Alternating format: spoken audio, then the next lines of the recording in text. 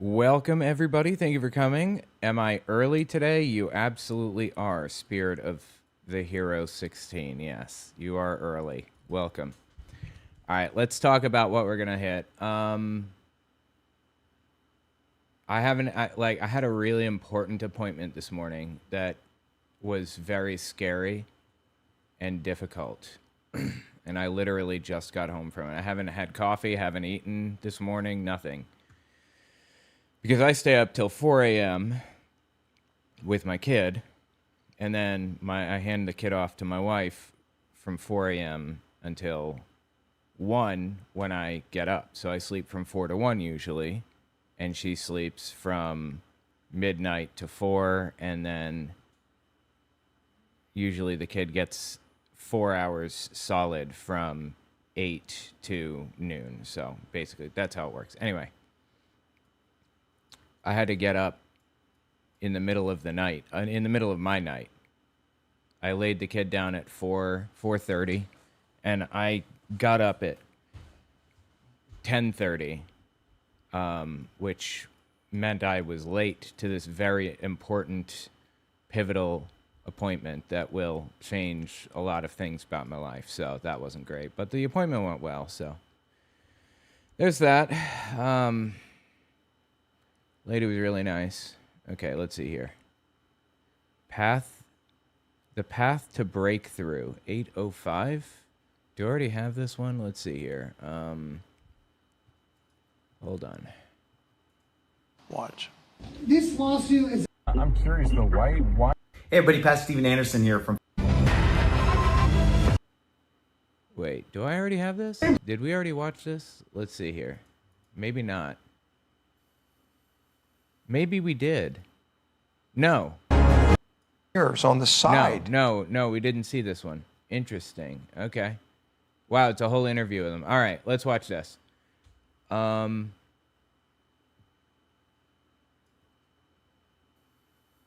see here. Daily, you're...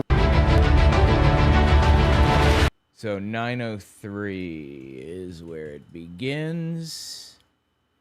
Add trim 903. That works. Download, start, clear completed. Good. Okay. We're going to watch this, I suppose, and let's see. Yeah, this is going to be interesting.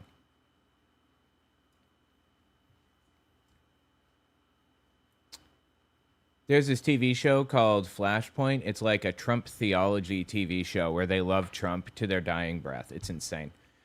And there's this prophet of Trump named Hank Kunneman on here who's an absolutely ridiculous human being. They're about to interview him. Let's listen. Whoop. The fuck? 6:30 p.m. Central, 7:30 Eastern Time. You can go back, if you missed it, go back and watch it on the YouTube. The Flashpoint YouTube channel, and you can catch up on any of the past episodes. It's great because it gives you the news, and then it leads right into the commentary with Flashpoint. All right, tonight, very special interview I did for Revival Radio TV with our friend Pastor Hank Kunneman. Pastor Hank, I talked to him, of course, about prophecy in current times and current events. But he always has a way of bringing a little more edge, a little more insight into what we've been talking about. I know you're going to enjoy this. This is Pastor Hank Kunneman and I from Revival Radio TV. Here it is.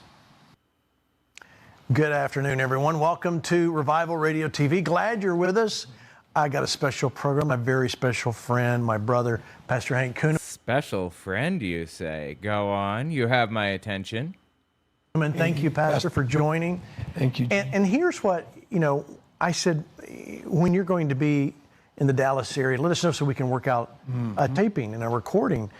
And I think the timing of this is so crucial. And I've talked about this on Flashpoint, how people have lost what it means.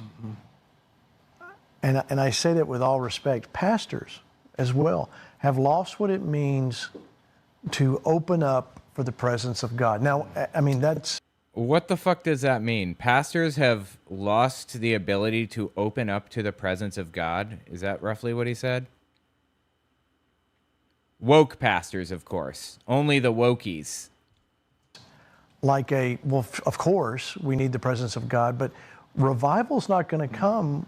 We're not going to see the revival that we all want to see in America and around the world just by saying that.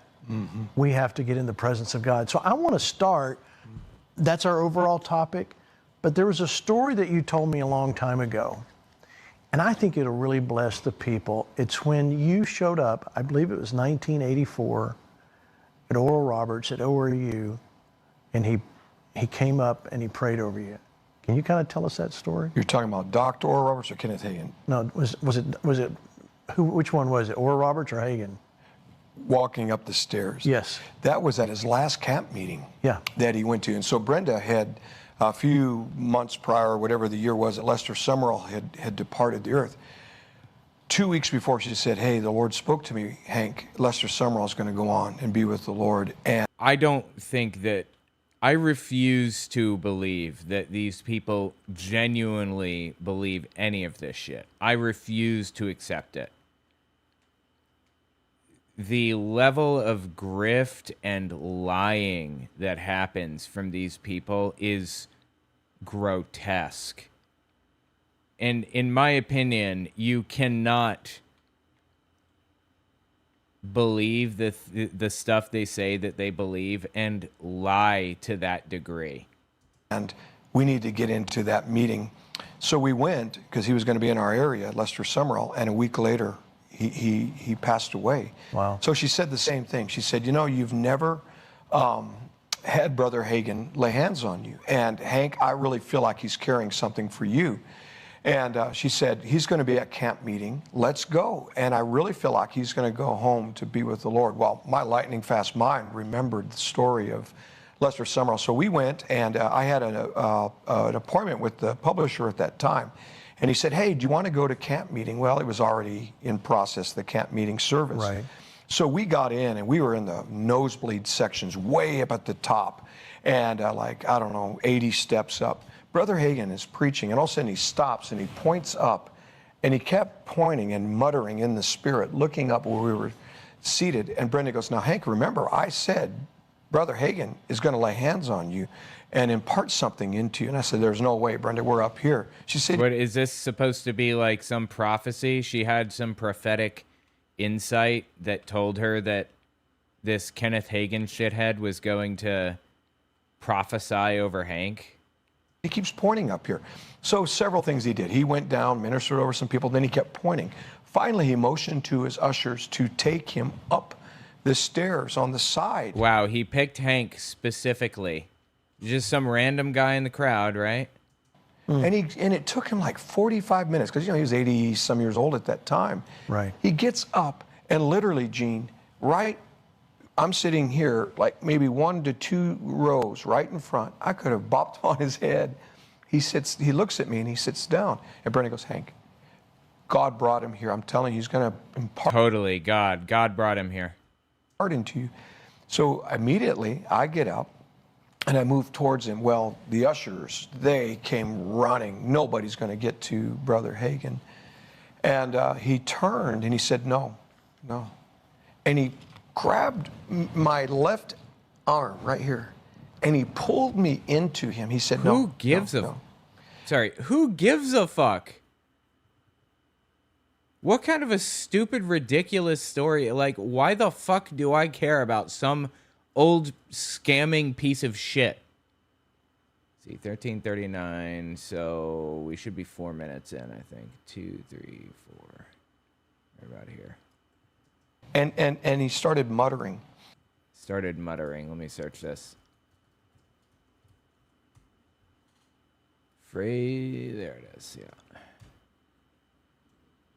Yeah, very good. And he started muttering. Let me turn it up. Pulled me into him. He said, no. And he started muttering and praying. And I could feel this presence coming over my body. Gene, I couldn't even move my arm. Totally. God was inhabiting you, right? God Hank, go to the Dagobah system. Yeah, exactly. What a ridiculous story, bro. Like, who the fuck... Are they not worshiping men? Is this not worshiping men? If this is not worshiping men, I don't know what is, honestly. For like a day and a half. Wow. And I had to drive home. Brendan can tell you, I was driving like this. My arm, and today, that's where I feel the flow of God. Well, I didn't want to tell anybody that. Wow. So you're saying that this Kenneth Hagin shithead touched your arm and was so holy that God entered through your arm. Through Kenneth Hagin and into your arm permanently for the rest of your life. Okay. Do we think that we believe him here, that he really thinks this is real? I'm leaning no. Story, and everybody there saw it because I didn't want to be weird, but I knew I received an impartation. Didn't want to be weird, he says. So I ran it by a prophet who is now with the Lord, Ed Dufresne, who identified Brother Hagin as his spiritual father. And I said, Dr. Dufresne, you'll tell me if I'm a squirrel, but something shifted in my life. I can feel it. And he goes, oh, very simple. Remember how he talked? Yeah. He said, all those steps represented every year and phase of Brother Hagin's ministry and the prophetic mantle and responsibility he had for the earth and for the church. God wanted you to have an impartation from that responsibility. And so that's why he sat down in front, because he finished his race. And that presence, that impartation, God wanted to come on your life. And so that's why he had him come all the way up there. He sat down, he's finished. Is he really reading into this ridiculous fucking story, if it's even real? About just some old asshole coming up and coming like near him in the bleachers? That's why he went home to be with the Lord. But I got a glorious impartation. And I'm just telling Eugene, I've learned this with the presence of God. Sometimes being in the right place at the right time, hungering for it, that is literally the entire thing. Why do you think rich people are as rich as they are? Because they earned it? No. Right place, right time, almost exclusively. And knowing the right people along the way. That's why. Catalyst. It's why a lot of churches and people today don't experience God, because they don't make a place for him. If you ever read in 1 Samuel 3, for example, I was reading this a while back, and here Eli was the priest. He was supposed to be trained in the presence of God. And he's got this little protege, Samuel, who hears the voice of God 3 times, and the leader didn't even know it. And he says, well, I discern that God's speaking to you, Samuel. And there's a verse that just, it wrecks me every time. It says that Eli went back to his, watch this, own place. Watch this. Watch this. He went outside of the presence of God. Wow. And it says Samuel went back to where the presence of God was. And I think that's a key. You said this at the beginning of the program. You know, why aren't churches and pastors experiencing the presence of God? I think individually and pastorally, it's because we go to our own place. We have our own rules, our own agendas, our own schedules. We put God on our terms. And that's why Eli eventually got ripped from him. But Samuel went back to the very place of the voice that spoke to him, to the presence that touched him. And I think that that's what we have to do. We have to get out of our place, our schedule, our agendas. And something that I have no fucking clue what any of that meant. We have to get out of our place, our schedules, and our agendas. What? Grieves me, Gene, is, you know, I've been in the ministry now over 40 years, where a lot of times I go to meetings where other pastors are there. Yes. And the pastors are the least of the ones worshiping God, entering into his presence. They're talking, they're looking at their phones, they're laughing, they're reconnecting. And one day I said, God, I am not trying to judge another man. I must judge my own heart. So I'm judging myself by their actions. I'm looking inward now. God, what is it that you expect of me? And I heard the Lord say, Moses was the example to the people, to the congregation. And if you remember, Moses would go into his tent. Yeah. And he would meet with God in front of the people. And God would show up to a hungry man. Dude, this guy is so full of himself. Oh my God.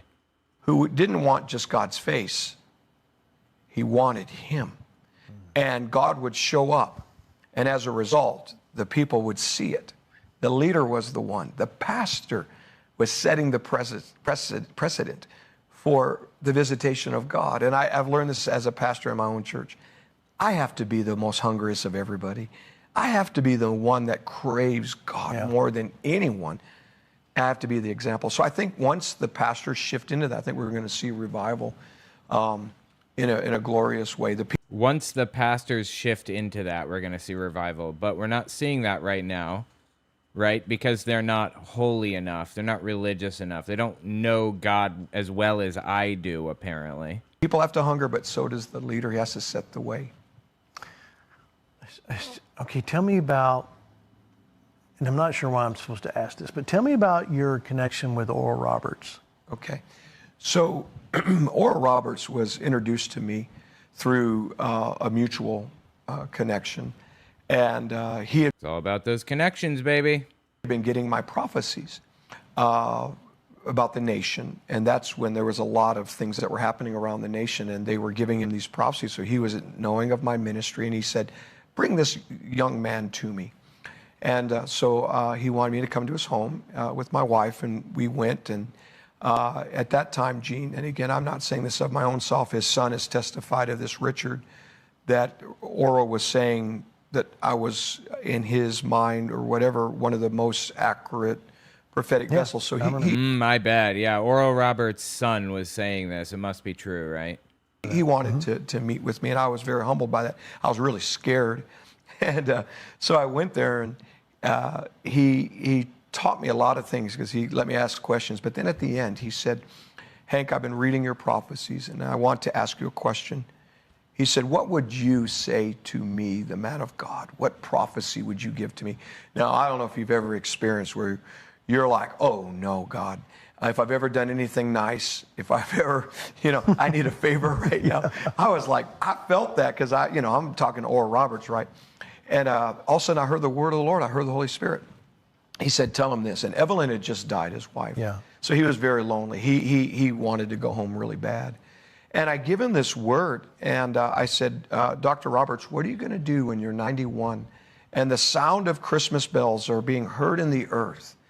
And just before Christmas, the Lord himself shall come in his chariot for you, and shall take you away. Now, you would think he would rejoice. God just told him he's going to live to be 91, right? That the Lord himself is going to come. Right. He looked at me. I thought he was going to punch me. Oh, my God. This dude is so fucking cringy. I can't stand it. Let me just check something. John Stewart Fetterman. Let's check this interview, actually. The weekly show with John Stewart. He has John Fetterman on, two Johns together in one place.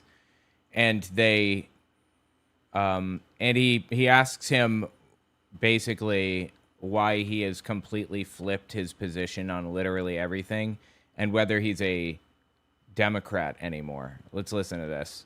On this summer day, August 4th, Tuesday, primary day, election day, hear ye, I voted, sticker. That was my one-man show called Primary Day, which happens in August, which, as you know, is great for turnout. We don't know, actually, what happened in those. We're taping this podcast before the results are in. So by the time you hear it, you will know the results of all the hot primaries in Michigan and everywhere else. And it'll look like we don't, and that we're ignoring it. But we're not ignoring it, people. I'm not a type. Okay, I'm just looking for the, let me actually pull this. Just looking for the interview itself. I'm going to pull this video. And let me just scan through, see where it actually starts. Oh, it starts here. Okay, great. Yep, okay, let's continue. Yeah. Go fighting Quakers. Ladies and gentlemen, Senator John Fetterman. Sir, first of all, where's Senator Fetterman? All I see is a guy wearing a suit and tie. So yeah, this is not AI. It's not AI. If I could AI impose this suit, I would. But no, yeah, I'm in a suit. But yeah, normally you have a job interview today? I thought, wait, I'm already in it, so maybe I could just be a treat for everybody. He's famous for, Fetterman that is, for not wearing suits, for just wearing the common clothing of a common person. And that was a respectable fact about him. Like, he's kind of pushing back against and bucking power, you know? And now I guess he just doesn't give a fuck about being like the common man anymore. Like, he just kind of walked away from that. If he wants to wear a suit, that's fine, but I don't understand the purpose of him wearing a suit to this. He really has completely lost it after his stroke, hasn't he? Like, he's just not the same person anymore. Yeah, I feel terrible now. Yeah. I thought, well, yeah, and I'm sorry if you dressed in honor, you might not a business casual like this. So how are things going down there? Do you like being a senator? Is that something that is that an enjoyable job, or is it just you sit around just fighting with everybody? What's the vibe down there? Well, I mean, it's kind of a mixed thing. I mean, it's obviously an honor to be one of Pennsylvania's voice here in the United States. Fuck you. As a Pennsylvanian, go fuck yourself, John Fetterman. I don't want you as my voice. Just fucking disgusting how this dude acts. Absolutely vile. And on top of all of that, I feel like, yeah, I guess I'll just leave it at that. Senate, and it's also some of it's professional wrestling, not really kind of important stuff, but some of it's very important as well too, and that's really why people, I assume, get into this to be a part of that conversation. So overall, but I think I've said this, people would be surprised. It's not exactly really glamorous. And now, like for me, I have a 300 square apartment here in DC. Back there. Look at you. It's not like, there's not a lot of snappy, West Wing kind of dialogue back and forth thing. Right. A lot of it's more kind of like, kind of a thing. But sometimes it is. I'm not sure what that means. Genuinely, the guy had a stroke, and it's painfully obvious through all of his interviews. And I'm so sorry about that, but he shouldn't be a representative anymore. Really important thing that will impact a lot of millions and millions of Americans. Are you guys going to have your recess in August, or are they keeping you there? As far as I know, last night there was an overwhelming bipartisan procedural vote last night for a continuing resolution, and I think it was 89-4. Can I guess the 4? Yeah, no shutdown, no shutdown. Yeah. Rand Paul. Yeah, well, of course he votes no on like he would be like Cheeseburger and he would vote that shit down. I mean, right. But yeah, and then I think it was Warren. You know what's really sad? This dude was always a bit of a piece of shit, as it turns out. I didn't realize this, but long ago, before he was a senator, I believe he was the mayor of a town or something like that. And he, maybe he wasn't the mayor yet. I'm not sure. Anyway, he saw this black guy, just a jogger. He's just jogging, doing nothing wrong, just jogging along. And John Fetterman, dude on the right here, sees him and pulls a fucking shotgun on him and holds him hostage effectively until the police arrive, and the police start interrogating Fetterman because what the fuck is he doing? Holding a fucking jogger hostage for no reason? And I believe he pointed the shotgun into the ground and fired a round or something. Insane. Fetterman has always been a bit of a piece of shit, as it turns out. I had no idea. And then I think Sanders, but overall, some people didn't go there because it was a travel day. But that's a strong statement saying that we want to avoid another shutdown, and I'm elated to know that without a doubt. I mean, we've been through the 2 longest shutdowns of all American history, and that Yeah, and exactly whose fault is that? Precisely. Whose fault was that shutdown? maybe at some time put me at odds with my party, because it's always a bad thing to shut our government down. Oh, and it's the Democrats' fault? The Democrats aren't in fucking power. Okay, Democrats are pretty much powerless in this situation. Republicans hold the House and the Senate. What the fuck do you expect Democrats to do about a fucking shutdown? Are you kidding me with this? He's blaming the Democrats for the shutdowns, really. Something genuinely broke in this dude's brain. And it shuts down parts of critical of our country, and it also punishes Parts of critical of our country. You mean critical parts of our country? Is that what you meant?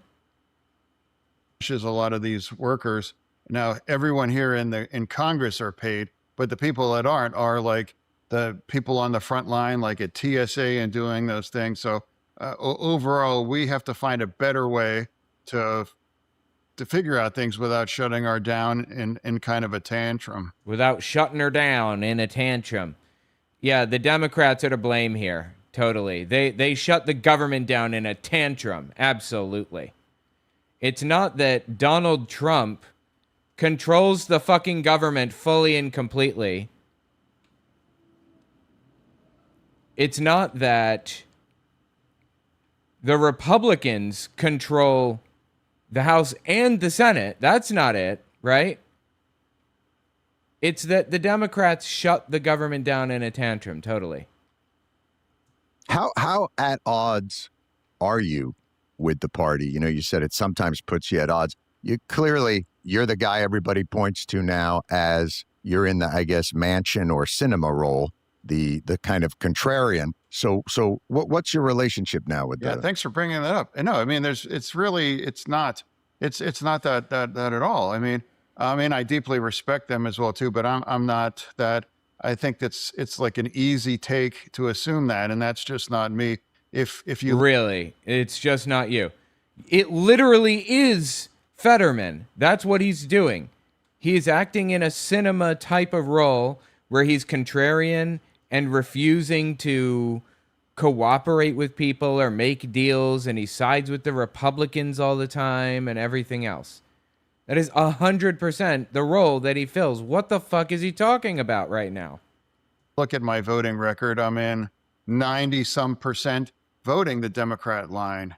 And now how I differ is, and that's become much more and more pronounced, Israel, after 10/7, the gods of war, and nobody really saw how things would continue. We wouldn't be part of it. Now here we have at the Iranian war now, and then in smaller other kinds of way, shutting our government down, countless kinds of vote to shut our government down. I would vote with the Republican side, not because I'm a Republican, but just the Democratic Party, we used to always be the party that says we must never shut our government down. What is he talking about? Democrats were always the party that would say we must never shut our government down. What? No party wants a government shutdown. I mean, government shutdowns just happen when people can't come to agreements, can't make deals or whatever. And in this particular case, funding the government meant funding ICE and meant a $1.5 trillion, what's the term? Military budget. 1.5 trillion, okay? And it meant the big beautiful bill and all of that shit. Why the fuck would Democrats vote for any of that? It's on Republicans to make a deal that the Democrats can live with. They didn't want to make a deal that Democrats could live with. They refused to make the most basic of accommodations. And they control the government. Okay, if they want to not shut the government down, Republicans have to put in shit that's tolerable for Democrats, at least tolerable. How the fuck is he blaming Democrats for this right now?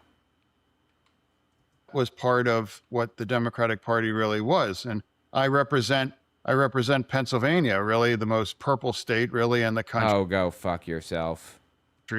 And now I don't represent just Democrats. I represent all people here in Pennsylvania. So these views are... Yeah, you represent everybody in Pennsylvania, and you should be looking out for the best interests of everybody in Pennsylvania. But you're a Democrat. You should, I assume, believe that ICE is fucking bad, right? You should accept that ICE is fucking murdering people as they are. You should accept that the president needs guardrails. That the president should not be allowed to just do whatever the fuck he wants with no repercussions. That's what this is allowing.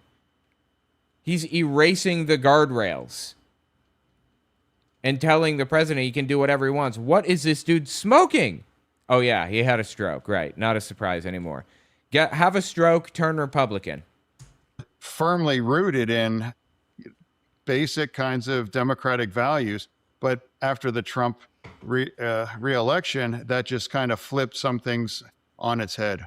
And is he saying Democrats don't believe in democratic values?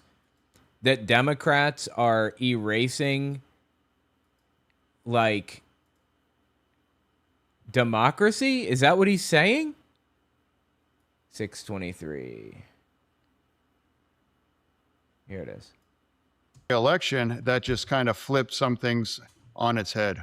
And do you attribute that to, what they call Trump derangement syndrome? Do you believe that the Democratic Party in those instances is suffering? I agree. It is a real thing. And that makes it more difficult. Holy shit, dude. Trump derangement syndrome is a real thing, he says.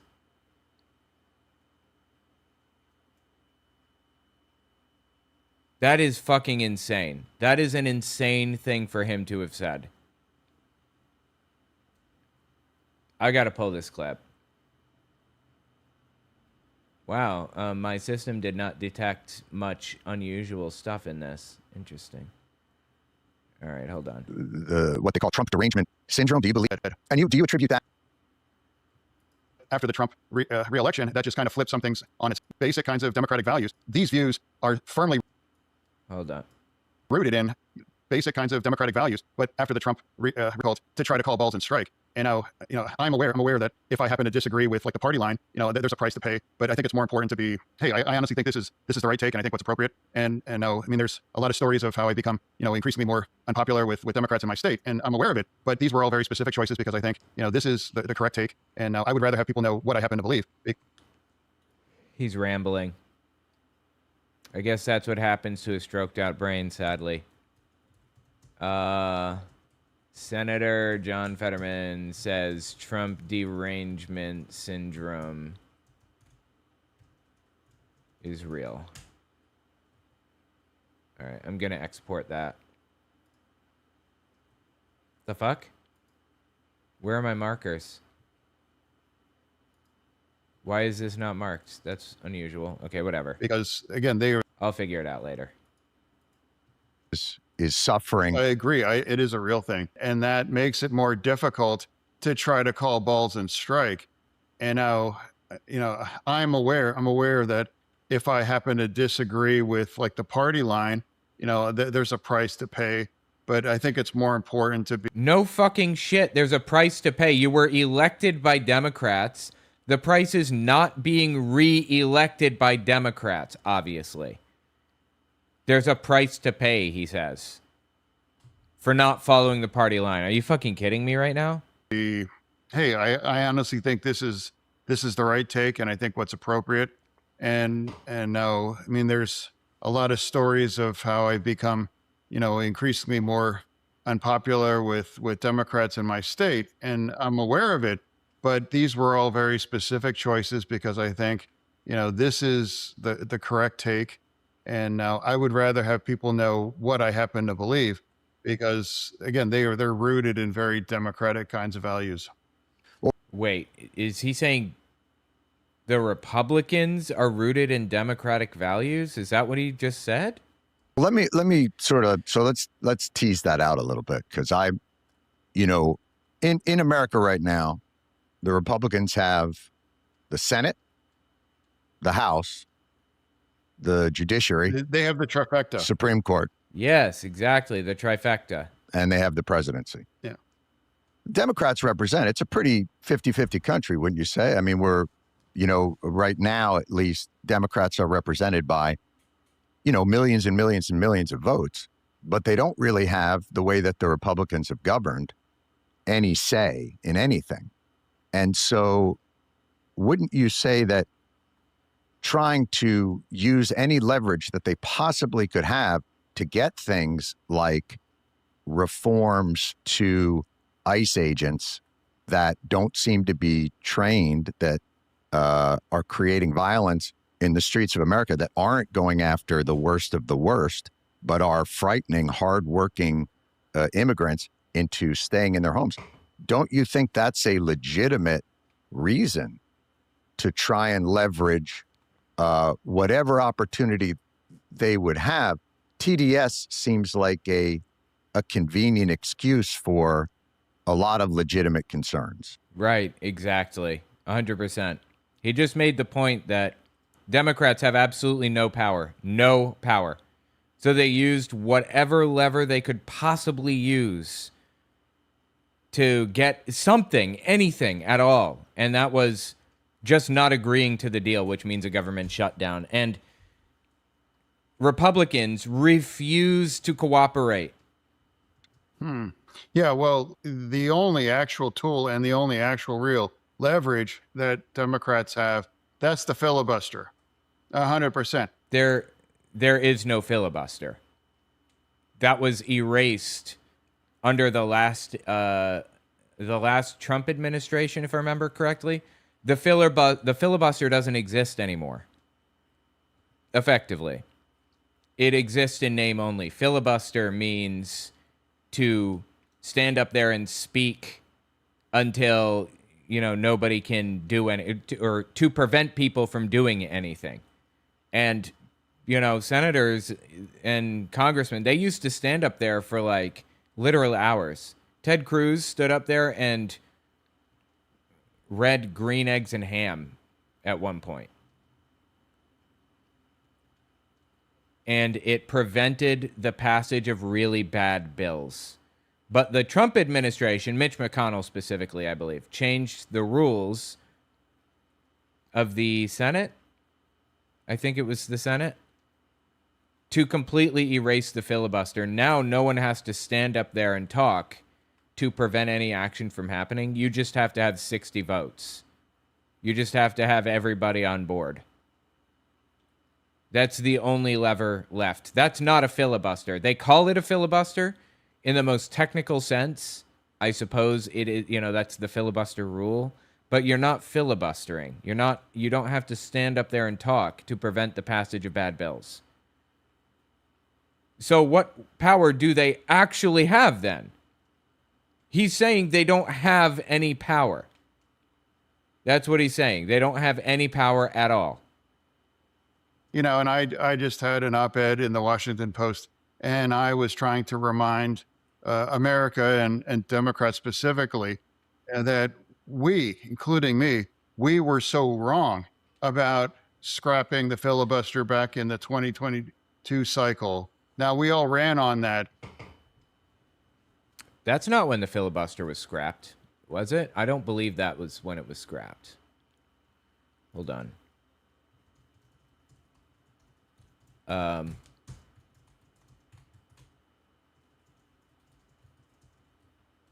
thought it was in 2018. And I believe it was Mitch McConnell who changed that. It was called the nuclear option at the time. I remember when they were talking about it and everything. The nuclear option. They they weren't getting the votes that they wanted, so they just erased the filibuster. They just said, fuck it, we're not doing this anymore. And it doesn't matter how few Democrats we have, we're doing what we want. The Republicans said that. And just erased the filibuster after that. Or, yeah, just erased the filibuster. Okay, 2017, McConnell extended... Wait. Give me a second. I'm just looking here.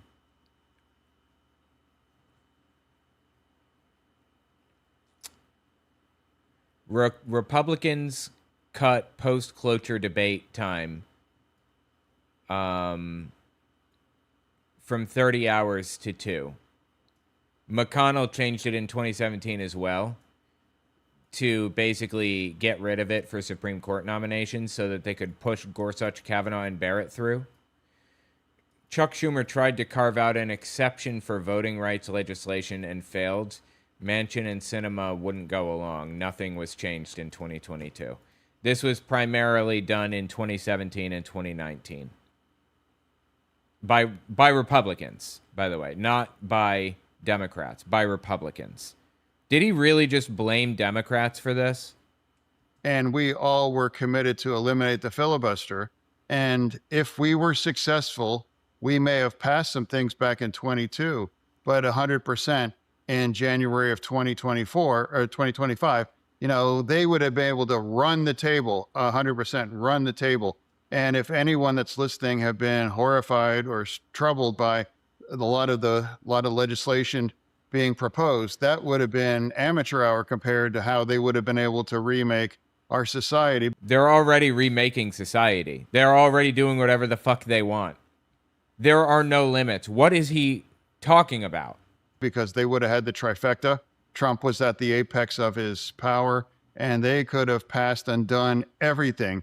And if the Senate was working on basic majority like the House, we would have rendered ourselves as essentially a smaller version of the House, and they would have been able to remake our society. Wouldn't you say they have remade our society, you know, by using gimmicks like reconciliation, by using executive power in ways that hadn't been used before? Haven't they done that already? Yeah, well, a lot of those executive orders were just overturned or stopped by the courts. Oh, so Donald Trump has not changed society in any way, shape, or form. Or basically not at all, at a bare minimum, right? Trump has basically done nothing to change the way the United States functions. Everything is exactly as it was under Biden. It's completely normal. Is that what he's saying? Sure, he tried to pass a bunch of bad executive orders, but none of them really stood up, so it doesn't matter. Everything's the same. What is fucking wrong with this guy? Is there something other than the stroke? I keep saying what's wrong with him, but I guess we know, don't we? Literal brain damage. And I know I kind of got whacked when I said, well, what is a real constitutional crisis? That's when the president is going to defy, you know, court. Which he's been doing. He did that with the Epstein files, for one thing.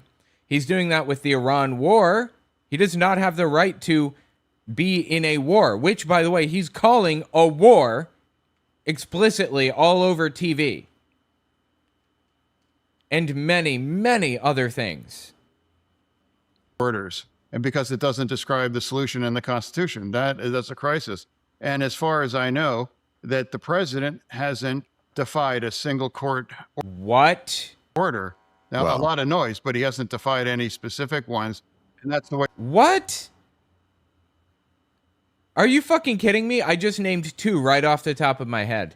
The system's supposed to work. Well, he has. I mean, he's defied court orders and congressional law. I mean, just even in the TikTok case, you know, you guys voted that had to be divested, and he ignored that. He just didn't do it. And then he handed a pretty powerful social media tool to his friends, the Ellisons and other people. I guess that's my point is I understand. What, no response to that from Fetterman? Nothing? He's just going to sit there with a shit-eating grin on his face? Not in this frame, but, you know, he did a minute ago. And you're saying there are certain norms or things that you don't want Democrats to do. But given the legitimate concerns that people have about executive overreach, these Sure, types absolutely, that's a real thing. of course. Yeah, but I'd like to revisit this idea, the filibuster, the Democratic Party, and I am part of it. And Wait, please don't tell me Jon Stewart is going to allow him to get away with what he just did. Completely fucking ignore the fact that Donald Trump is ignoring court orders, is violating court orders. Is Stewart just going to let him get away with that shit? No, Stewart's good. He's going to hold his feet to the fire. And I was definitely part of that, to eliminating the filibuster, how dangerous that was if we were successful. Who gives a fuck about the filibuster? Oh my God. The filibuster rule had already been eroded and honestly completely fucking destroyed by 2019 by Republicans. Democrats were talking about doing something in 2022 that they never got around to doing. This is fucking sad. This is really sad. And they would have been able to pass every single, wish list, on the Republican playbook. Like they haven't fucking done that? And now we would have been a whim of the political extremism, and they'd be able to pass everything. The only thing that we've ever stopped, Save America Act. Yeah, that's the only thing the filibuster has actually done. Yeah. In fact, you've played kind of a role in, getting their nominees going. You've been kind of the contradictory vote from the Democrats to get him some pretty controversial appointees. I'm just curious, because the filibuster seems like it hasn't really stopped them from getting the people that they want, getting unqualified people into the cabinet, into the Department of Justice. Yeah, I mean, and many of them I didn't vote for. And if you're going to bring up Blanche, I'm not going to vote for him as well too. There's some that I would vote for, and then there's many that I haven't, because that it's just, I don't believe that's the kind of right person for the job. Overall, I really try to call balls and strikes. Yeah, great. You try to call balls and strikes, but you are consistently calling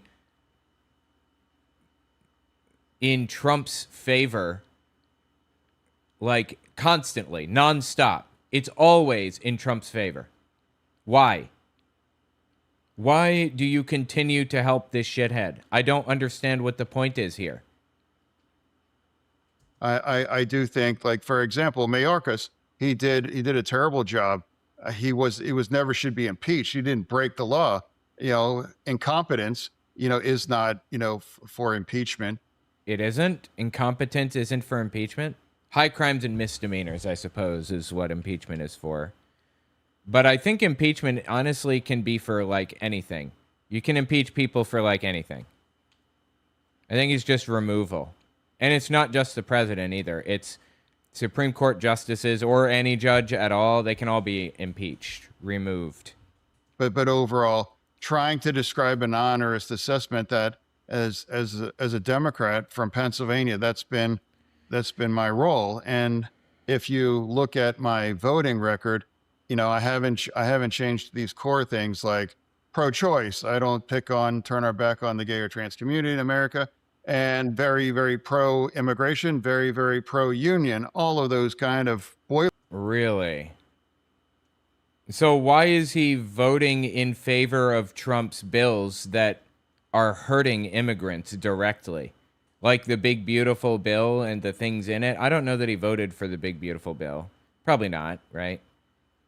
But he's facilitating all of that shit. He's voting for people that Trump puts up that are fucking destructive and are trying to destroy abortion rights, immigration rights, so on and so forth. Are you kidding me right now? Could have fooled me. You're not in favor of like whatever. You could have fooled me. Play kinds of democratic issues that hasn't changed. So that's where we're at. And now you talk about ICE. Absolutely. Like I called for Noam, she has to go. And now we brought in a new leader now. I've said this, deport all of the criminals, 100% deport all of them. I hope we could all agree on those things.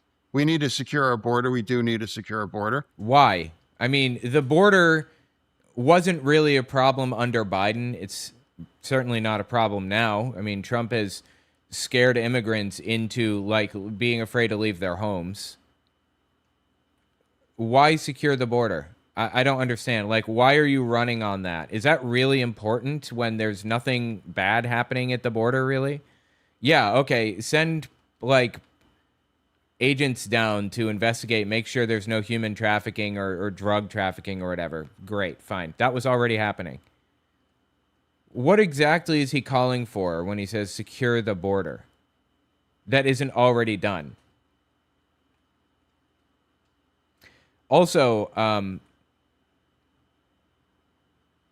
immigration is a phenomenally good thing for an economy. There is no downside to immigration. No downside.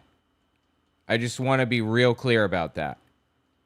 The only downside is you can't have a white nationalist ethno-state.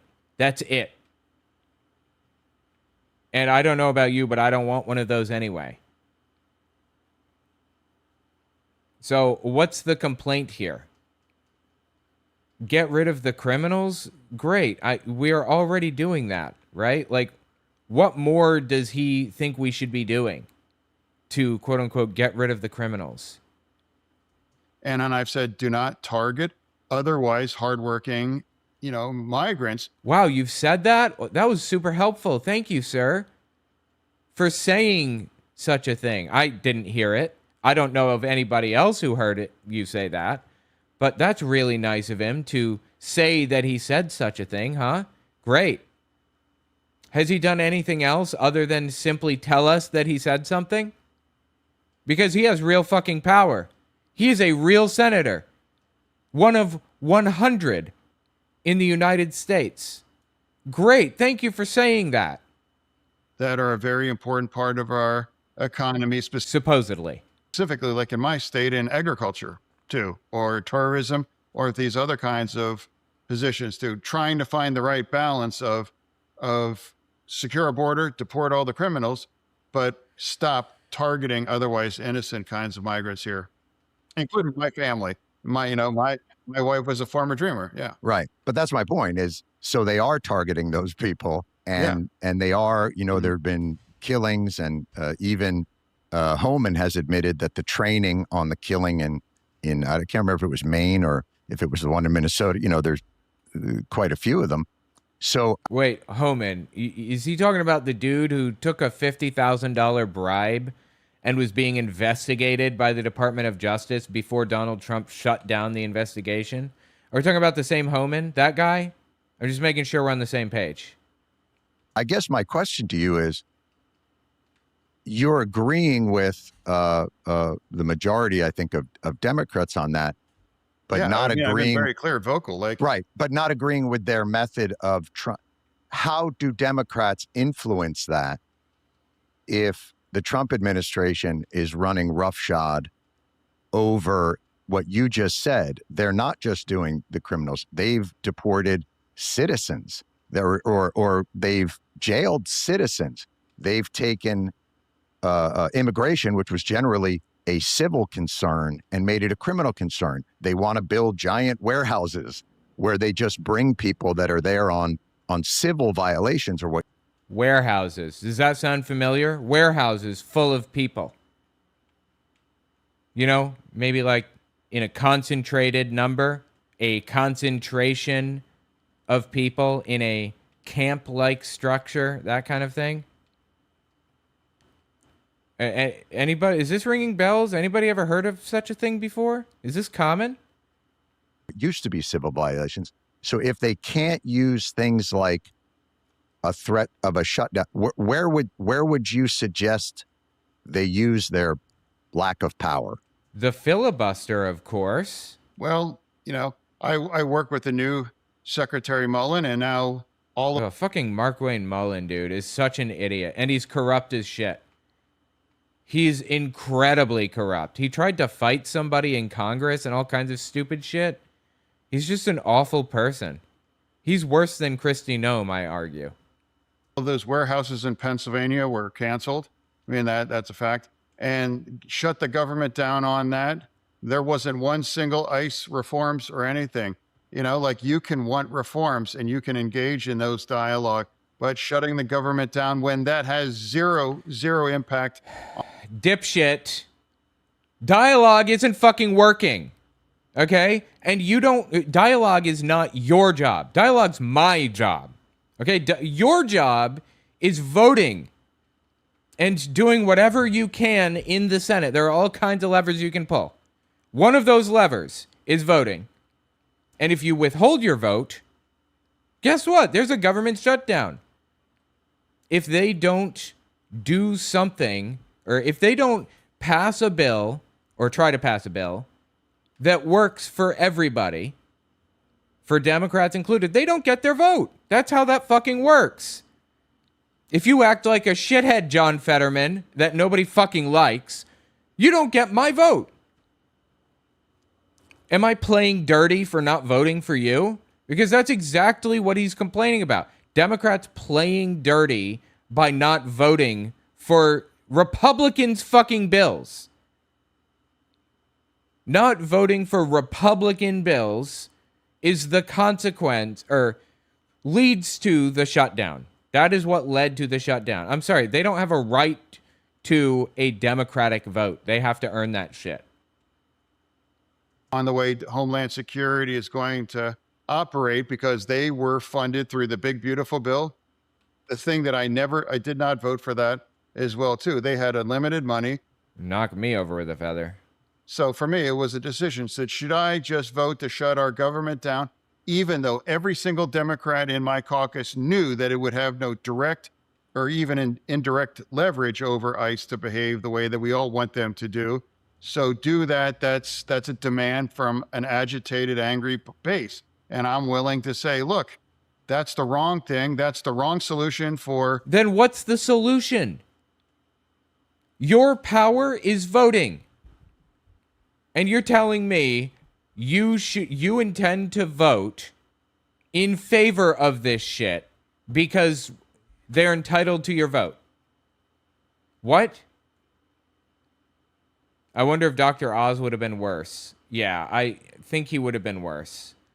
Fetterman at least pretends to have some of these values, even though I fully believe that he's 100% Republican now.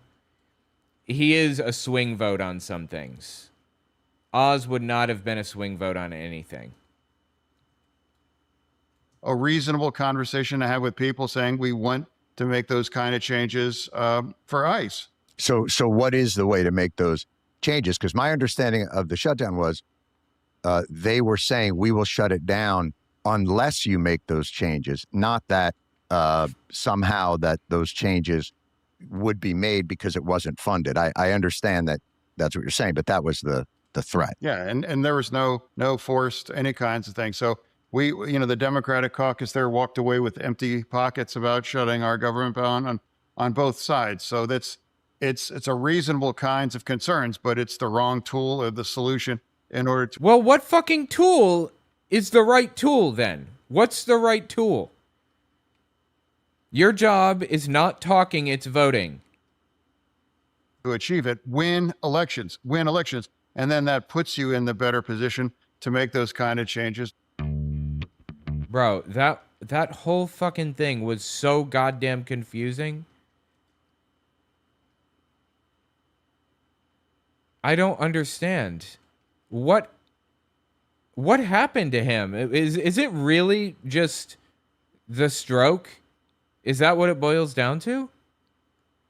Holy shit. Ground news. That's what I'm... Oh boy, okay. No ads. No thank you, sir. No ads. All right, let me just... All right, here we go. Back to the thing. You have my party, they're returning back to the worst impulses. Abolish ICE. Abolish the border and say these kinds of extreme... Wait, who the fuck said abolish the border? Abolish ICE? Absolutely. Abolish the fucking border? Literally not one human being said that. People don't want ICE around. It's a brand new agency that's only existed since like 2005 or something. It's very, very young in the grand scheme of things and completely unnecessary. These jobs can be filled by other government agencies.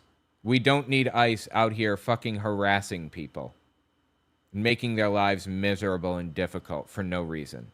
Things. You're saying the Democratic Party is returning to abolish ICE and abolish borders? Yeah, I mean, a lot of the people that are winning, like, you know, when we're filming this, you know, Right. In Michigan, the person that's going to win is calling to abolish ICE, and then the governor race in Wisconsin, she even said abolish prisons as well too. But she said, No, she probably said abolish private prisons, which I agree with. There should not be a profit incentive and a profit motive in housing prisoners. That shouldn't exist. Why the fuck does that exist? that she had said that previously, and she's walked that back in the same way that a lot of people in the heat of the George Floyd moment said defund the police, and then ultimately said, you know what, that was an emotional response, and I think that was the wrong policy. But aren't you elevating what seems to be I mean, how many people have, like, three DSA or 5? It seems like the Democratic Party is largely still just the Democratic Party, and there are some people that associate with either the DSA or social democracies that are gaining a foothold. But I don't imagine how many. What are we talking about? 3 or 4? Well, it's actually many more. There's one in Colorado. There's many more, huh? 1 in Colorado? Great. All right. So that's 5. Go on. There's many in New York. And now I just seen that. Oh, so we're from 5 to many. Okay. Can you name any of these alleged many? The recent poll, over a third of Democrats identify themselves as socialists or have sympathies towards. OMFG, identify or have sympathy towards socialism? Oh no. That's a problem. So it is a significant issue. You know, we got wrecked in 24 because a lot of the extreme things that we were saying in 2020 now came back to haunt us, and that's why we found ourselves here in the minority. And I'm saying, hey, we can't go back to the same extreme views because we have to win actual battleground states. It's not echo chambers in Brooklyn or now. And here you see the people with these extreme views are breaking through in Michigan and in Wisconsin and places like in Colorado and there. So I'm saying, let's resist these extreme kinds of views to abolish everything. And nobody said abolish everything. You know, if you look at what experts say about what should be abolished and how to go about abolishing this thing or that thing or whatever, it's a pretty straightforward, clear answer. We don't need private prisons. There should be no profit incentive in prisons. You know, we don't need ICE. We can manage just fine without it. There are a lot of things that we can get rid of. I think we shouldn't defund the police. We should divert money being sent to the police towards social workers and send social workers in instead of police. Police are a representation of force in society. Police are there to pull out a gun and force somebody to do something that they're supposed to be doing, but are refusing to, or whatever. Like, police are there to pull out a gun and force somebody to stop shoplifting from a store, or to force somebody to stop murdering somebody, or whatever. They're a representation of force. Police should have no control. They shouldn't even fucking be there when dealing with, you know, a child who's being taken advantage of by their father. Send the police to deal with the father. Why the fuck would police officers ever interview a kid who's just been taken advantage of by their dad? Why the fuck would the police be there dealing with somebody who's having a mental breakdown and is homeless? Why would the representation of force who has a gun, whose whole purpose is to pull that gun out and force somebody to do something, why the fuck would they be there to deal with somebody who is having a mental issue? Nobody with a gun should be near that situation. It should be social workers and people who know how to handle these types of things. That's what I mean when I say defund the police. Divert that money into social work, into things into programs that will actually help people. And that's not just me talking out my ass. That's the science. How do we make this situation better? But that nuance is lost on somebody who literally had brain damage from a stroke. And now the DSA is an emerging. Guns should not be deployed for piety crimes. Funny typo there, for piety crimes. Yeah, I agree with you. I'm just saying they're a representation of force. That's the point. And now the DSA is an emerging factor here. Now, I'm not elevating him. I'm just describing what I'm witnessing that's coming as a regular Democrat. And now that's the reality. And You're not a regular Democrat, John Fetterman. I expect El Sayed will win by double digits. He didn't win by double digits, as it turns out. He did win, though. He barely scraped by. I think it was like 51 to 49 or something like that. It was very, very close. But he did win. The social democrat or whatever, I'm not sure what he calls himself, won. And that's good news in my mind. So let me see if I can frame this in a slightly different way. Why do you think it is that there is a kind of momentum behind these more, as you would call them, extremists, or I would say, they're a mix. There's a certain nuance to it. But don't you think that that's happening for a reason? In other words, it's not happening the same sort of impulses and energies that drove Donald Trump's rise. Economic populism, a dissatisfaction with the status quo. The DSA rise, the left-wing rise, is the result of the pendulum swinging. Anytime one side pushes, the other side pushes back in politics. It's how it has always worked. And that is how it will always work. The right pushed so hard in the wrong direction that they're getting pushed back now. And it's throwing them off balance. They've completely fucked themselves, the right has. They are extremely unpopular with the things that they've said and done. And there will be a political cost to pay. There will be a political... They've spent all of their political capital. The right is fucked in the next elections. On the Democratic side, couldn't you say that this is happening because establishment Democrats, the party that you're talking about, that you think is the more reasonable party, hasn't delivered for people in the way that they think is appropriate? These moments don't happen out of thin air. These are conditions on the ground where people are dissatisfied with the status quo. And you have candidates that come up and they present economic proposals and other proposals that feel more urgent to the moment. In other words, why are you blaming them when in some ways you could be blaming yourself and your colleagues? It's not, I'm not blaming. I'm describing here where... No, he's blaming. Avi, are you fucking kidding me right now? Really? He's claiming that he's not blaming the DSA.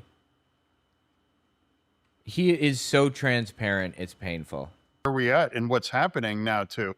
And I'm like, when we have people winning elections saying absurd kinds of of positions that were absolutely toxic back in 2020, and saying, stop saying these kind of extreme things are not workable in the real world overall. And don't we want to win? Do we want to be the people, leading the conversation instead of having another kinds of subordinate position like we are currently in and have? I'm sorry, I have no clue what he's saying. Did any of that make sense at all? I'm going to step back and I'm genuinely going to try to listen. Let's try to make sense of what he's saying. Do we want to be the people, leading the conversation instead of having another kinds of subordinate position like we are currently in and have been since in January of 2025? Do we want to be leading the conversation, or do we want to have a subordinate position? Well, obviously we want to lead the conversation, right? Everybody does.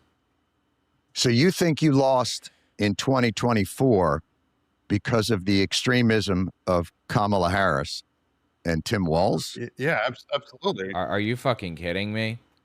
They are so middle of the road vanilla. What are you talking about right now? He's gone. His mind is gone, isn't it? His mind is shot to shit. There's nothing left after that stroke, is there? This is like one of my deepest fears, that I'm gonna get some kind of serious brain damage and no longer be the person that I am. Jesus Christ, that's scary. Or the Joe Biden administration? Yeah, I was on the, in fact, El Sayed, for example, he was a big leader in the uncommitted, saying, don't vote Democrat, don't vote for these people.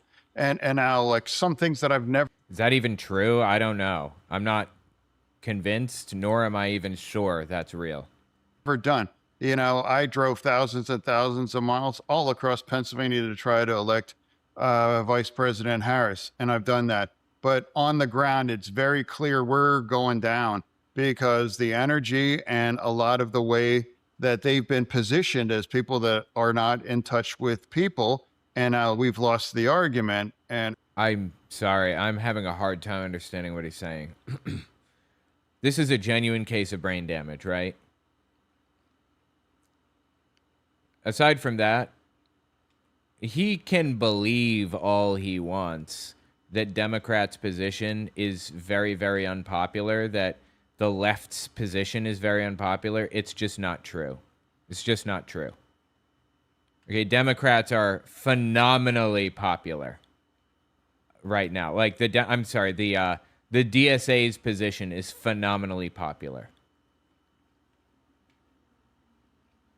That's why they're winning everywhere. He's on the wrong side of history here. At no point did I had a strong feeling that we can win this. And anyone spent time in Pennsylvania there during that election, we all understood we have a serious challenge. But don't you think this new sort of energy and economic populism is a response to that? Well, what is that? Is that socialism? And in more, it's communism. It's, that. I wish I knew how he viewed those two things and what the difference is in his mind. If I had to guess, I would be willing to bet that there is no difference in his mind. Let me just lay this down for you. Socialism is, in the strictest textbook definition, where private companies operate the way that nonprofit organizations operate today. Basically, there's a board, and the people under the board vote on the board members, and the people under them vote on their bosses, and the people under them vote on their bosses. Everybody votes on their boss all the way up the chain, and they vote on their leader's pay as well. Everybody votes on their leader's pay. And every employee of a company owns a share in that company. So if that company succeeds, you do better. And if it fails, you do worse. So you have a motivation to make sure that it performs well. That is socialism. If we had socialism, that's what it would be. Unions baked right into the system. Workers own the means of production and supply. In a communist country, the government owns all of that stuff. The government owns the companies, and the government votes on the pay packages and all of that other stuff. I'm not a communist. I don't call myself a socialist either, although I would consider myself one. If that's what we're shooting for, I'm all in. I love that. That sounds like a fantastic idea. Mark Zuckerberg starts Facebook and wants to be the CEO. Awesome. Well, he has to be voted into that position of CEO.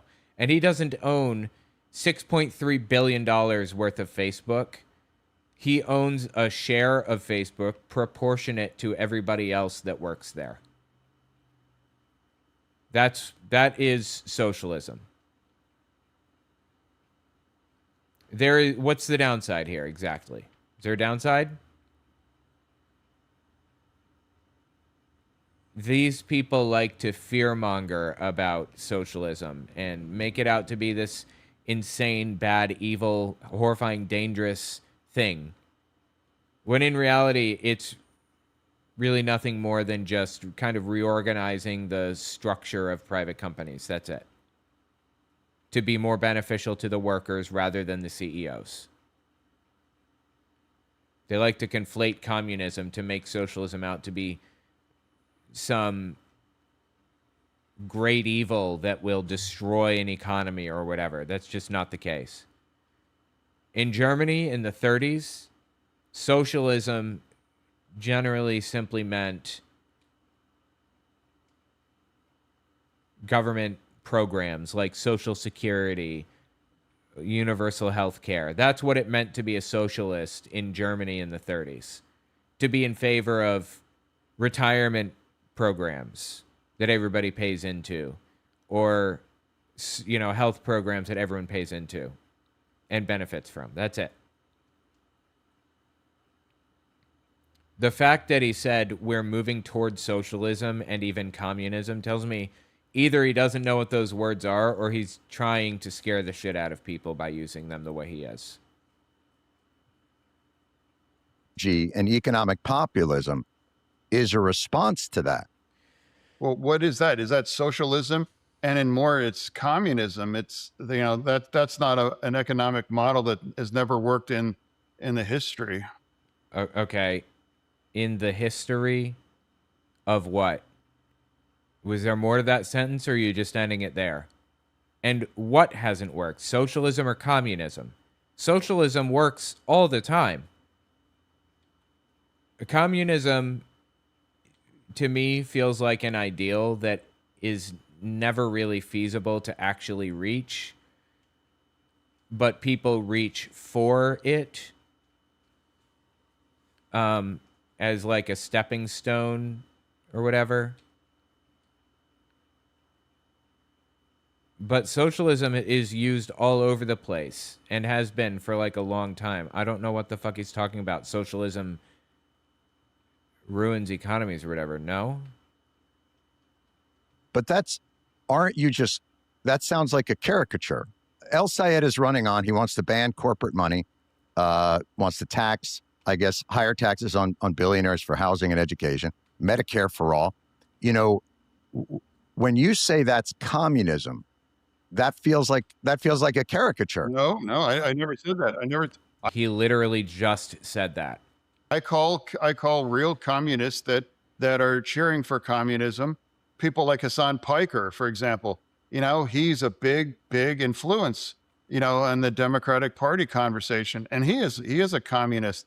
He celebrates Mao, and that may be true. Sure, we're not talking about Hassan Piker. We were literally talking about representatives like El Sayed, who just won his primary. He's not a communist. And Piker's views are a lot more nuanced than he seems to want to think. And by the way, I don't know if you guys knew this, but Mao is actually celebrated in China as well. Mao is uniquely demonized in the United States. I think that he was kind of an incompetent fool from what I've read. But he wasn't like this great evil that the Red Scares made him out to be, as far as I can tell. I don't know. I'm willing to be convinced otherwise. And describes and is going to be proud to visit Cuba and stand on people on those sides. Okay, well, Cuba is socialist, right? It's not communist. I believe it's socialist. And again, they are different from each other. I'm not sure. Maybe it is communist. It sided with communists at the very least in the 50s. But so what? I don't understand what the hang-up is here. That's not a smear. That's just using the kinds of words and the positions that he has made part of his platform. So you're saying he says, I'm a communist and I want America to be communist. No, I'm saying that he has the kinds of views. Now, you were very, very instrumental in delivering aid for victims of 9/11. You know, like, you know, you've been here and you've been very What does this have to do with communism? I'm fucking lost right now. effective for do that. You know, for an individual that says that America, we deserve that. Hey, I'm deeply offended by that, and I don't support that, and I'm certainly not going to. Oh my God. Okay. Hassan Piker said America deserved 9/11. That's not exactly what he said. And he also apologized and tried to clarify for what that's worth, if that's worth anything at all. I don't think America deserved 9/11, but there is nuance to the conversation. Do you know why? What's his name? I keep wanting to say Abu Bakr al-Baghdadi, but that was the ISIS leader, not Osama bin Laden. Do you know why Osama bin Laden attacked America? I read his letter to America in full on my channel here. The reason is because of our support of Israel. That's why he did it, because we supported Israel and their genocide of Gaza. Of course, at that time, it wasn't exactly a genocide quite yet, but they were horrifyingly, terribly mistreating the Palestinians. Settlements and everything, just ugly shit. Ugly shit. Did we deserve a terrorist attack? No. Nobody deserves a terrorist attack. And I don't want to live in a world where terrorist attacks are a solution to any problems. But there is a clear through line, a cause and effect from what America did to what Osama bin Laden did that makes complete sense. That's all. Campaign with him, or I'm not going to explain that way. Well, Bill Maher said that the 9/11 terrorists weren't cowards, and you went on his podcast and you talked to him all the time. So I guess what I'm saying is, aren't you cherry picking certain things and maybe losing the forest for the trees? The two things are not the same. You know, making a statement compared to saying that we deserve that, opposed to describe. That's not what Hassan Piker said. He didn't say that. That is twisted completely out of proportion. He was saying basically exactly what I said. There was a logical through line from one policy position being executed to another terrorist attack taking place. There's a clear through line there that connects logically. Not that it's okay, not that anybody wanted it, but it makes sense that one thing led to another. Describing it in different terms. So that's just not the same. But he's not running. And Bill Maher is not a communist too. Bill Maher does not describe Hamas as 1,000% better than Israel. So for you, ooh boy, that's a tough one. Is Hamas 1,000 times better than Israel? Well, I don't like terrorists, and they're both terrorists. So yeah, Hamas bad. We'll give him that one. But he won't even accept that Israel bad either. it literally is they've made statements in the past, or their economic policies are more sympathetic to socialism. So let me shift it a bit. You want capitalism to survive, yes? Absolutely. I'm absolutely proud American capitalist, and I do think, I'm much more concerned about our country losing to China in the AI race. Right. And now, for me, another unpopular view that I might have as a Democrat: data centers. If we ban them or we have a long-term moratorium, China. I don't think that. Okay, this is a complicated subject. I don't think we should be banning data centers. We should absolutely be pushing data centers into industrial areas and out of suburban areas and make them responsible for their own power. We should force these big companies to be responsible for their own power generation. Right now, I understand that there's a push for data centers to power themselves through small modular reactors. I think they're called SMRs, nuclear reactors. And the idea is basically, with a normal reactor, it takes 30 years to build and to see any kind of a gain or a profit from it or whatever.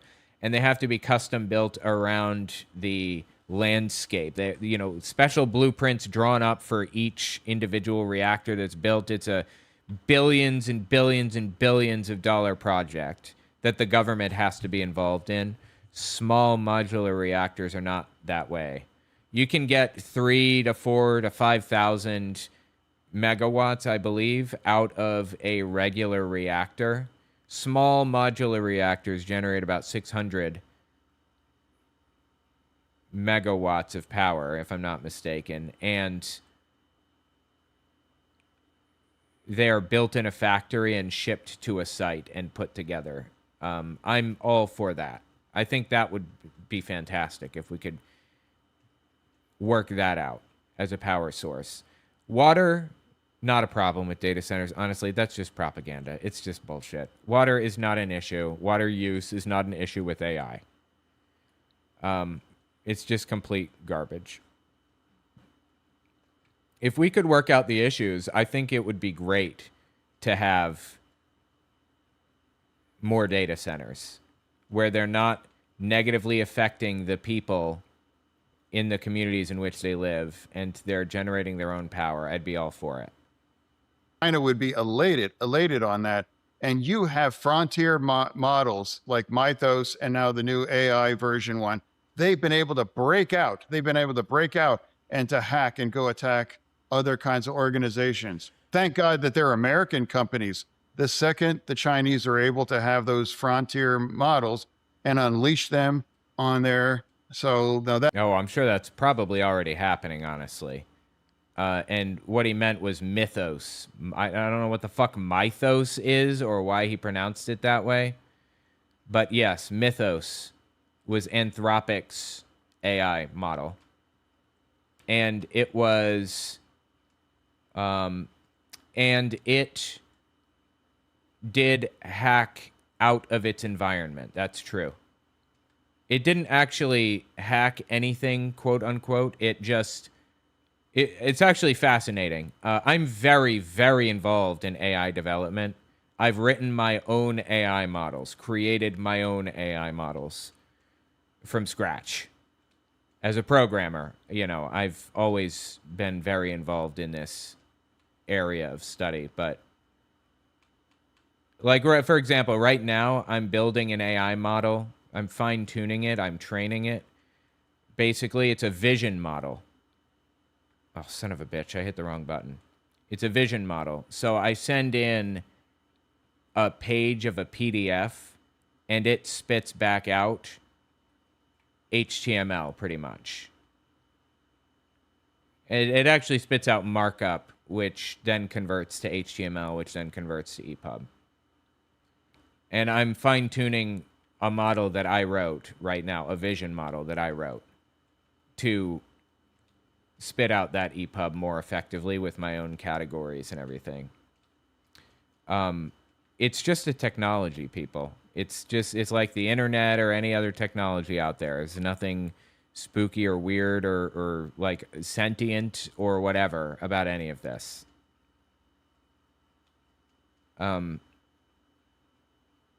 Mythos was an Anthropic project, and it's now known as Claude Fable. And they were experimenting with it, and they actually instructed it to to try to find holes in some software or something, and it disassembled the software, looked at the bytes coming in and out of the network, and attached a carrier to the bytes that were coming in and out, even though it was in a sandbox environment, and gave itself access to the internet and sent an email to the researcher, which it shouldn't have been able to do any of that. It was incredible. Incredibly powerful. Very fascinating. OpenAI, aka ChatGPT, much less trustworthy company. Do not like them. They're kind of evil, in my opinion, like Meta is. But they also had a hacking incident where their newest model was instructed to do something, just a normal benchmark measurement. And to cheat on the test, it hacked into Hugging Face, which is an AI model repository, basically, and grabbed data from Hugging Face, which is fascinating in its own way. But we should definitely be regulating this shit, right? For sure. That's going to make these small potatoes in terms of the kind of economic damage that an AI model with those kind of capabilities like Mythos Mythos. Why the fuck does he keep saying Mythos? in the Chinese hands, or say another one, that's what I'm really concerned about for me. But I mean, that's a case for stronger regulation, which we aren't doing because the AI companies. Well, we should have regulation. Right, but we're not doing it because the AI companies are paying millions and millions of dollars into our government. But I want to get back to sort of what we're talking about. You're saying you're a capitalist. So this is, I just want to reframe the argument a little bit, because Piker, I don't think is a communist. I think he said he's socialist. But the point being, I'm not actually sure. Maybe that is the case. I don't know. do you think capitalism isn't one of the reasons there's so much energy on the left now for this type of populist rhetoric, is that many people believe that capitalism, as we are practicing it, meaning a lot of corruption, crony capitalism, a lot of the playing field is tilted towards capital investment and away from labor. That capitalism, as it is being practiced in America, is increasing inequality and leaving too many people behind, and that this energy is not there necessarily to destroy it, but to reform it in a way that will rebalance the scale. This is, I guess what I'm asking is, don't you think this is coming from the lived experience of people under the way capitalism is being practiced in America in this moment? Isn't this a natural reaction to how bad things are right now? And the answer is yes, it is. I think I return it back to this idea that AI is transformed. Why the fuck are we talking about AI? This has nothing to do with anything at all. Are you kidding me? Is he just like programmed to pivot to something completely unrelated when he has no idea what the question was? Because of his fucking brain damage? The world 100%, whether you have to like it or not. It's like, if someone is going to win, and for me, I want America to win that because we are the good guy. We are? In this. And now the second we hinder our own ability to develop these kind of tools, the Chinese will seize the lead, and then they would weaponize that in ways, and the kinds of damage they could inflict are untold trillions, and that's my real concern for I don't what the fuck is he even talking about? I'm so goddamn lost. And why is he talking about it? What does this have to do with anything? a lot about that overall. No, I think I'm understanding sort of your position on AI. I'm talking about the broader conversation on you're being very critical of those on the left. No, I'm not being critical. I'm just describing, and I'm saying, you know, if anything, the left is very critical about as the Democrat. This is clearly brain damage, right? It couldn't be clearer that this is brain damage, and he should absolutely not be in the Senate. As for me, that because I have very strong views on Israel, you know, and I think it's a wrong thing to shut our government down. Understood. But I'm talking about the broader, you're saying you don't like these people because they're socialists and communists. No, and that you're a capitalist. It's not a personal thing. Oh. It's not a personal. Oh my God, dude. I can't separate what is brain damage from what is just standard politician scumbag behavior of dodging. Personal thing. Well, It's like, you've called them the dirtbag left, which is somewhat personal. The dirtbag left. Yeah, absolutely. Yeah, that is a term. That is a term. Actually, I think that's a term. I think that's something that they refer to themselves as. Not Piker specifically, but there is a dirtbag left, quote unquote. I think he may be onto something here, actually. Absolutely. I mean, it's somewhat derogatory, but I guess I'm trying to get to the point saying, do you think the way capitalism is working in this country is working the way that it should?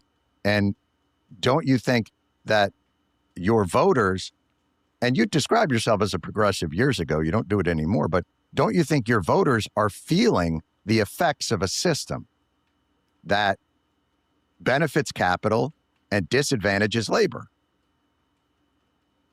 I mean, for me, this idea there, you know, in terms of what is a progressive right now, but for increasingly, you know, the defining issue with the Democratic Party is Israel and the Gaza war overall. That has become like the defining issue. No, it hasn't. That subject, interestingly, spans across the aisle. Some people on the left and some people on the right oppose Israel because of what they're doing to Gaza, and some support it on either side. Nothing to do with galvanizing the left or becoming the defining issue or whatever the fuck. It's completely made up. Right now in a lot of these elections, you know, overall, and that's just my take more than anything else. My proud standing with Israel through everything after 10/7 has put me in odds more than anything, individual than anything else. Yes, we know you're pro-genocide. Thank you. Overall. Jesus Christ, dude. He very clearly has brain damage. That is so sad. Anyway, tell me what you think about it in the comments. Jesus Christ. All right, let me say it again. Anyway, tell me what you think about it in the comments. He needs help. He needs to get out of the Senate immediately. This is an interview with Jon Stewart and John Fetterman, and it is wild.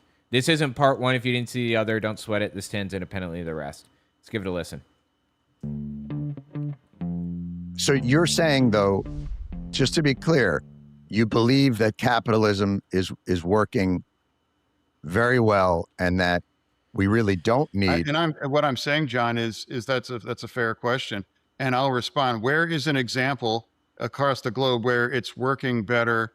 Socialism or communism have behaved in a better way that's more Scandinavian countries, Denmark, Finland, Iceland, God, Greenland, any of them, Norway, tons of examples where socialism works really well. Communism, I have no fucking clue, nor do I care. No, there are no genuinely communist countries out there today. Some claim to be. I think China claims to be, but it's really a heavily regulated and controlled capitalist market. So there are many, many examples of socialist systems out there that are working just fine. Fair or equitable. Well, social democracies. Or have raised the living of standard. So here's The living of standard. what I'm trying to get at, is that you're saying the argument is between capitalism the way it is, you get what you get and you don't get upset, or socialism and communism. And I'm saying the greatest threat to capitalism is that it's not delivering for the majority of people because the system is rigged for those who have capital and investment money. There's a million different ways that they do it. Lower tax rates on capital than labor, untaxed or barely taxed unrealized gains, corporate tax cuts, corporate loopholes, offshoring friendly rules. There's a million different things. So let's go back to the 30s. In the 20s and 30s, Norman Thomas was the socialist candidate for president. Eugene Debs was a candidate for president. These were socialists. They were people that they felt like it was the Gilded Age inequality. It wasn't working for people. Our inequality today is significantly worse than it was under the Gilded Age. That should tell you something about where we are. The Depression hit. The New Deal basically incorporated a lot of those socialist ideas for a social safety net, for better laws for labor. Unions benefited greatly from that. Those reforms and a lot of that energy came from what you would call the dirtbag left at that time, I would say saved capitalism and saved America from having more of a more socialist or communist type revolution. And don't you think we would be better off using the energy from the left for ideas like banning corporate money and strengthening labor unions, all stuff that I imagine you support? He literally said he stood for labor unions a minute ago. So yeah, he should, right?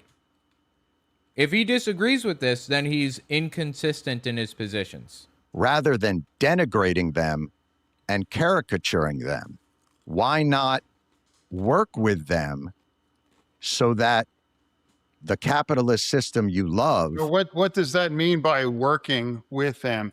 And it means forming a coalition. You know what that means, Senator. He knows what it means to form a coalition. Sponsor bills with the support of the DSA, the Democratic Socialists of America. Sponsor bills that stand up against corporate money in government and things like that. He knows what this means. He's so full of shit.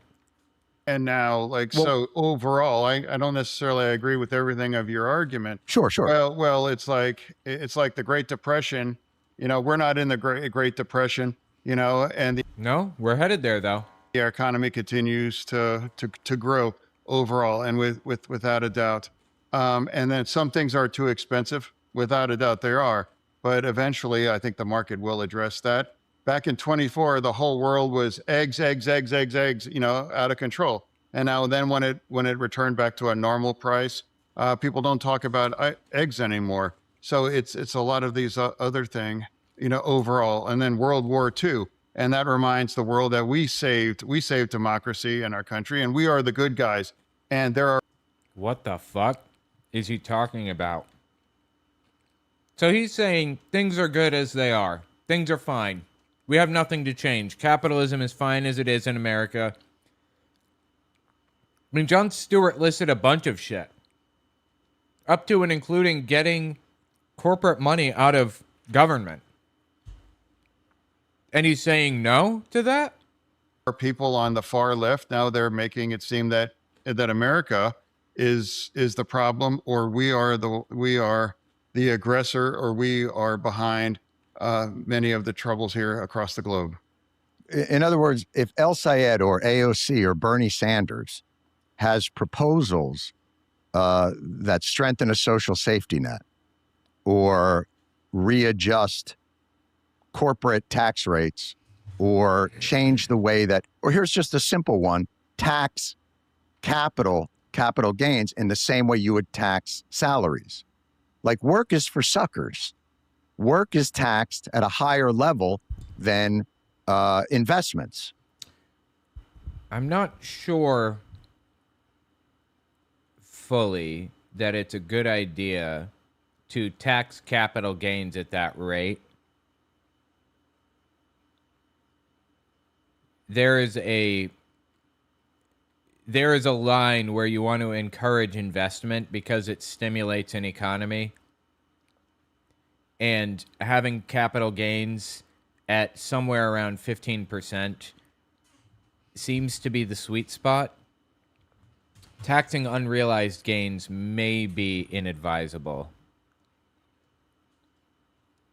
But maybe we can tax unrealized gains and or tax capital gains at a higher rate for individuals instead of companies. I don't know.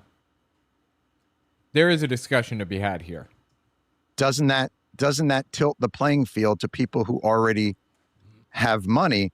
And if the progressive left is saying these are the types of things that we need to do, wouldn't that appeal to you? Well, what appeals to me is eliminating unlimited money in politics, without a doubt. And that's a position that they hold. Well, it's not they don't own that. It's like I've been saying. Yeah, but they hold it, and you can work with them on this, right? Fetterman can form a coalition with them and sponsor bills that are being proposed by these people. You can absolutely work with them on this. And he knows he's completely full of shit right now. He knows he is. He's a senator. He knows how the political system works.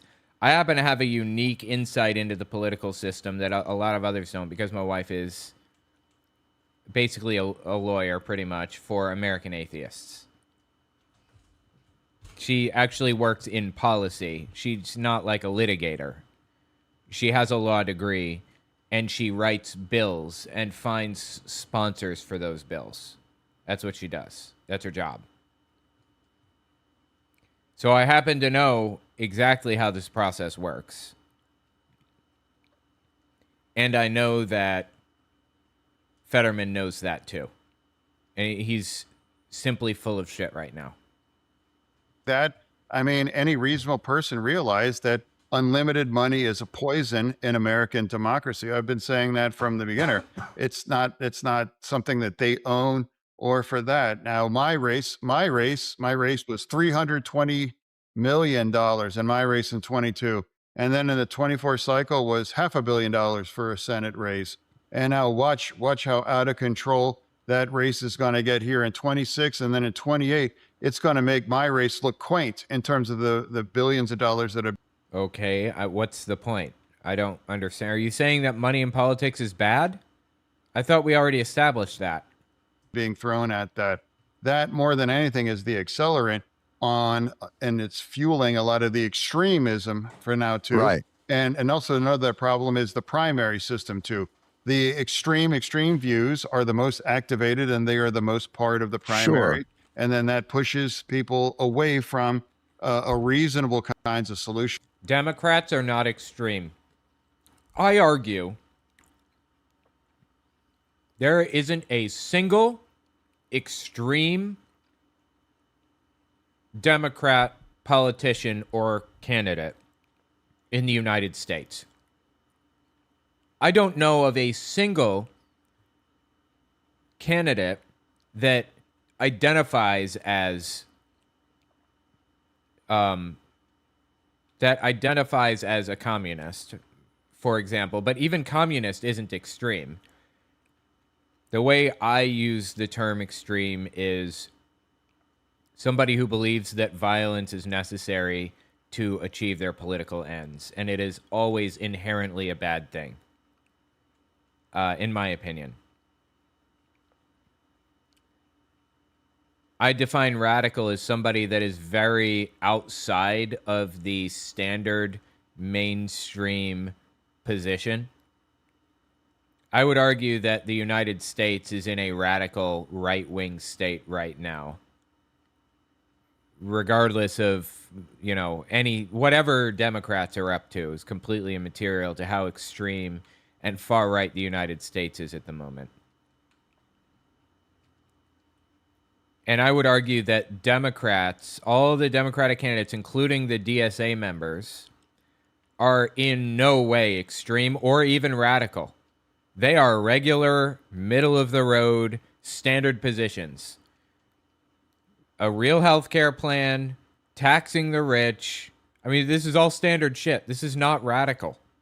This is shit that exists in every political discussion, and somehow the right has moved us so far in the wrong direction that discussion about taxing the rich at a higher rate is viewed as extreme. What the fuck? For thing to, you know, whether on both sides, left or right too, and I reject both the extremes on. There are no left-wing extremists in America in politics today. Either side. But it seems like you're more comfortable angrily denigrating the extreme, or what you consider the extreme on the left, than the right. Like in the way that you talk to El Sayed, like, why call them pro-Hamas if they just want to criticize? Oh, because I said that because he's campaigning with people that are absolutely pro-Hamas. Well, Who? You mean Hassan Piker? You say is pro-Hamas? He's not. And so you're basing this just on that. He said he is. You know, like if you campaign and proud to align yourself with very pro-Hamas people, it's a reasonable person to conclude. It's like, yeah, Piker is not pro-Hamas. Hamas bad, okay? We all agree Hamas bad. Being anti-Israel does not mean you're pro-Hamas or that you're anti-Jew. They are different. You know, I have a pro view for Hamas. But I guess what I'm saying is I feel like you're caricaturing people's views if they're critical of Israel. If someone says, I think Hamas and Israel are both criminal doing killing people for terrible reasons. How is that pro-Hamas? No, what I'm saying, it's like people that just says Hamas is 1,000% them are democratic or ally Israel, then yeah, that's pro-Hamas. But saying they're less evil than Israel if they think Israel is evil is not the same as pro. I'll give you an example. No, like Okay. Piker said a lot of incredibly, very pro-Hamas kind of thing. I'm not gonna. It's like if you support Hamas and campaign with people that support Hamas, then that identifies someone as pro-Hamas. I guess what I'm saying is I have not seen statements where these candidates say, I am pro-Hamas. What I have seen is statements where they are very critical of Israel, the Israeli government, and the way that they have conducted themselves in Gaza. And by the way, they're not alone. The ICC and the UN and Human Rights Watch have all been unbelievably critical. And I guess I'm having trouble figuring out why. I feel like you're caricaturing it. Let me go He absolutely is caricaturing the shit out of it. about this a different way. You're pro-gay rights. Yes? Yeah, I mean, I'm coming up on the 13th. Great. I'm on the pro 13th anniversary. I was the first person to solemnize a gay marriage, when it was illegal in Pennsylvania. No. Yeah. Beautiful. And you're someone who is pro-trans rights or I absolutely. I was the only Democrat that's saying, when they actively were trying to ban trans Americans from our military. Great. There, So what the right would say about that is that you're pro mutilation of children. That's what they would say. That would be that would be their caricature of your position. Do you agree that that's what they would say? What I would say is, what I'm saying is right now, our party is starting to elect people that are going to struggle to win in the kinds of places that are going to define who's going to win in 28. That's that. I'm sorry. What? I don't understand what he's saying. Our party is struggling to find people who will win in 2028. Is that what he said? Okay. That's a fact. And now a lot of these ideas and a lot of these extreme views are coming from the kind of people that have never won a real competitive election in state that I don't understand what that has to do with literally anything. What is he talking about right now? It holds both sides, you know, and hold people accountable to explain a way forward when we live in a very divided country right now. I think the responsibility is to police your own ranks, you know, and it's like, there's plenty of people, as I've been criticized. Aren't there plenty of people policing your own ranks already? Why are you policing your ranks? Shouldn't you be policing the other side's ranks? Some of the Republican views, but overall describing what garbage is garbage, like P. Hustle in Maine. You know, like I was, you know, like he was an absolute garbage. Oh, Plattner. Plattner. Yeah. I mean, like, so that's not a caricature. And you were saying that before the allegations of rape. What I'm saying, it's like a Nazi tattoo on your chest means like, yeah, you probably have Nazi inclination. I'm sorry. I'm showing. Hang on.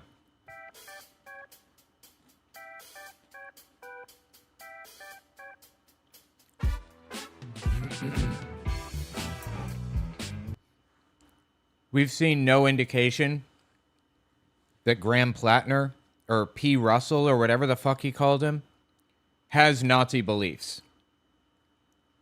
So why did he have a Nazi tattoo? It wasn't a Nazi tattoo. It was an old German hussar, like, symbol or whatever. The Kaiser from, like, the 1800s used to have this symbol on his hussar uniform, and it's like a skull and crossbones and looks cool. People get skull and crossbones tattoos all the time. He was in Germany in the military, and he was like, you know what, I'm going to get a German tattoo. And found a skull and crossbones on the wall and said, I want that one. That's what happened. They put it on him, and it turned out that it was a symbol that Nazis occasionally used as well, having been from their hussar uniform past. I mean, if a German tattoo parlor had it up on their wall, you can bet that it was probably not against the law, not a Nazi symbol in the strictest sense, according to the German government.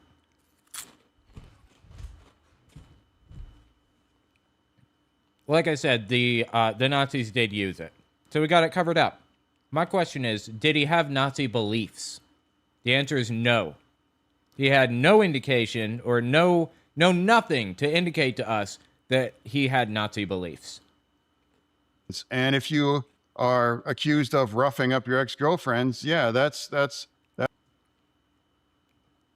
I didn't hear that one. Plattner was accused of beating his girlfriend? Is that what he's saying? I mean, that's what he's implying. Is that what he's saying? Since when? That's a non-starter for me. And if you think an American hero, you know, that's being shot by the Taliban is a dumb motherfucker that deserves to die, I think that disqualifying is too. I don't know what he's talking about. Maine has a better person to represent, you know, my party. So there's just a couple things there, and I appreciate you having the conversation. I too. You've been very fair here. Absolutely. If your concern is winning elections, I don't know if you coming out and calling people pro-Hamas, which I think is a caricature of many of their positions, is that helpful to them? And second of all, you've been very, you called President Trump a jagoff in 2016. Like, yeah, absolutely. I put it on a shirt. I sold them. you put it on a shirt. And now you've been very complimentary to him. And if your concern with Graham Plattner is you didn't think he was very nice to women, you're ignoring an awful lot of evidence for the current president about his relationship with women. So my point is, there seems like there's a way to go about this that embraces, as you said, the 90% of things that you agree with, and try and utilize that energy to reform a party that has a worse public image than herpes in terms of getting things done. This feels like it's playing into the hands of Republican caricatures. Why can't people on the Democratic side finally figure out why Trump was so competitive and winning 2 out of the 3 last cycles? Why is he still here? Why are we still doing it? What does this have to do with the fact that you are caricaturing the left and you are being very flattering and kind to the right, particularly Donald Trump himself? I'm lost. That was the question. What does this have to do with literally anything? Because we keep losing, and now we keep returning back to some of the extreme thing. That's not a caricature. That is a fair assessment of where we are with these kind of things. But we didn't, Kamala Harris was not a progressive left candidate. She was not a Tim Wall. Like, I guess everybody said Donald Trump couldn't win. Yeah, I campaigned all across it that. And now all those signature kinds of Trump things, big, beautiful bill. I did not vote for that. And Save Act, I said, will not vote for that.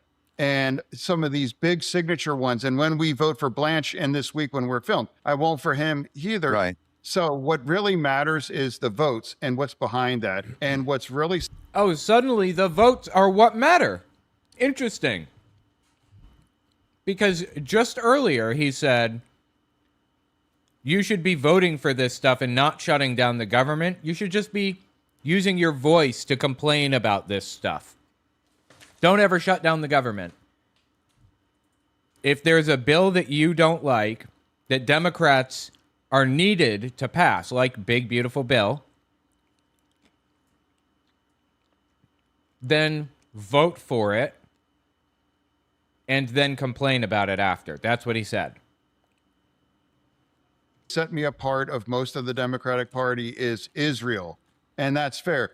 It criticized John Fetterman on Israel without a doubt, 100%. So that's been primarily, and that's been driving our party. So for you, you could agree with them 90%, but Israel is the red line. Absolutely. Israel for me. Like I can't ever turn my back to Israel after where it's at. So, and I mean no disrespect on this, but that is not our country. You're saying that these candidates may have great ideas for our economy. They may want to do the exact same thing you want to do in terms of getting money out of politics. They may want to increase the social safety net. They may want to change the balance of power from capital back to labor. But if they don't agree with you on Israel, you don't want them in your party. Well, I don't know who you're referencing to specifically. No, I'm referencing what you just said. Wow, dude. This is fascinating. I got to grab this clip. Hold on. After where it's at. So, and I mean no disrespect on this, but that is not. Wait. Most of the Democratic Party is Israel, and that's fair. It criticized John Fetterman on Israel without a doubt, 100%. So that's been primarily, and that's been driving our party. So for you, you could agree with them 90%, but Israel is the red line. Absolutely. Israel for me. Like I can't ever turn my back to Israel after where it's at. So, and I mean no disrespect on this, but that is not our country. You're saying that these candidates may have great ideas for our economy. They may want to do the exact same thing you want to do in terms of getting money out of politics. They may want to increase the social safety net. They may want to change the balance of power from capital back to labor. But if they don't agree with you on Israel, you don't want them in your party. Well, I don't know who you're referencing to specifically. No, I'm referencing what you just said. Name one. So in other words, Syed or AOC or Bernie Sanders, I assume you agree with a lot of what they say economically. And what I'm saying is, like, if you are a DSA member, if you are a member of a specific political party, run under your own banner. And now I think Bill Maher said something very insightful. He said, the DSA are colonizing the Democratic Party. So just be Democrats if you're going to run under the Democratic Party for that. Why have a DSA party for overall? So run on that, and you all understand. It's just an organization. It's not. We have a two-party system. It's like the Freedom Caucus in the Republican Party. There's Randy Fine and Ogles and all these nutbags that are also part of an area. And Republicans, I'm sure, may not agree with all of them on all kinds of things. But there is no other party. I guess you could try it. But my point is, if you don't disagree with them on a lot of things, why not use some of that energy? And even like Mamdani in New York is DSA, but there are things in the DSA platform that he disagrees with. And I'm assuming there's probably things in the Democratic platform that you might disagree with, but you don't disavow the entire thing. You're literally saying we can all have discussions, except when it comes to Israel, which is not America. It seems like a weird line to draw. Well, I don't think that's weird. I think what history demonstrates is that when people or a government or people turn their back to the Jewish community, things end really badly, and it's a danger. Jewish community and Israel are not the same thing, brother man. They're not. That is not the same thing. No. It's like, hey, it's like if I have to pick a side for after 10/7 and after Iran, I'm always going to stand with Israel. Sorry, we're going to listen to the whole thing in a second. I just want to find the end of this clip. I'm always going to vote and support whatever that's necessary to protect themselves and to prosecute Hamas, Hezbollah, and Iran too. And the very left never said a peep after Iran executed 30 to 40,000 young people in there just for protesting for Hamas were just rapists, and they were terrorizing and killing civilians. And then they stole 250 people. John Fetterman in conversation with Jon Stewart. What was this? This is about supporting Israel no matter what. I'll have my analysis tool give me a better name for it. I don't know why my markers aren't showing up. I'm going to have to figure that out. I'll do it later. All right, let's continue from roughly right here. With a lot of what they say economically. And what I'm saying is, like, if you are a DSA member, Right if you So, and I mean no disrespect on this, but that is not our country. You're saying that these candidates may have great ideas for our economy. They may want to do the exact same thing you want to do in terms of getting money out of politics. They may want to increase the social safety net. They may want to change the balance of power from capital back to labor. But if they don't agree with you on Israel, you don't want them in your party. Well, I don't know who you're referencing to specifically. No, I'm referencing what you just said. Name one. Flatner? So in other words, Syed or AOC or Bernie Sanders, I assume you agree with a lot of what they say economically. And what I'm saying is, like, if you are a DSA member, if you are a member of a specific political party, run under your own banner. And now I think Bill Maher said something very insightful. He said, the DSA are colonizing the Democratic Party. Yeah, super insightful. Wow. That's really deep. Referring to trying to reform a political party, referring to that as sending soldiers in to genocide the people who don't cooperate with you and stealing property and setting up your own government where a government already existed before. Same exact thing, right? Identical. So just be Democrats if you're going to run under the Democratic Party for that. Why have a DSA party? This is a very simple, straightforward propaganda method where he's making a logical argument that would destroy the Democratic Party.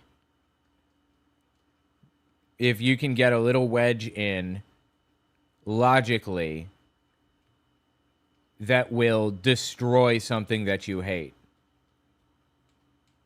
then I guess he'd be happy with that. That's what he's doing. Overall. So run on that, and you all understand. It's just an organization. It's not, we have a two-party system.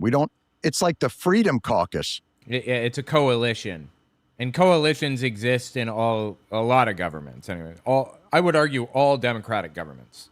In the Republican Party, there's Randy Fine and Ogles and all these nutbags that are also part of an area, and Republicans, I'm sure, may not agree with all of them on all kinds of things, but there is no other party. I guess you could try it, but my point is, if you don't disagree with them on a lot of things, why not use some of that energy? And even like Mamdani in New York is DSA, but there are things in the DSA platform that he disagrees with. And I'm assuming there's probably things in the Democratic platform that you might disagree with. but you don't disavow the entire thing. You're literally saying we can all have discussions, except when it comes to Israel, which is not America.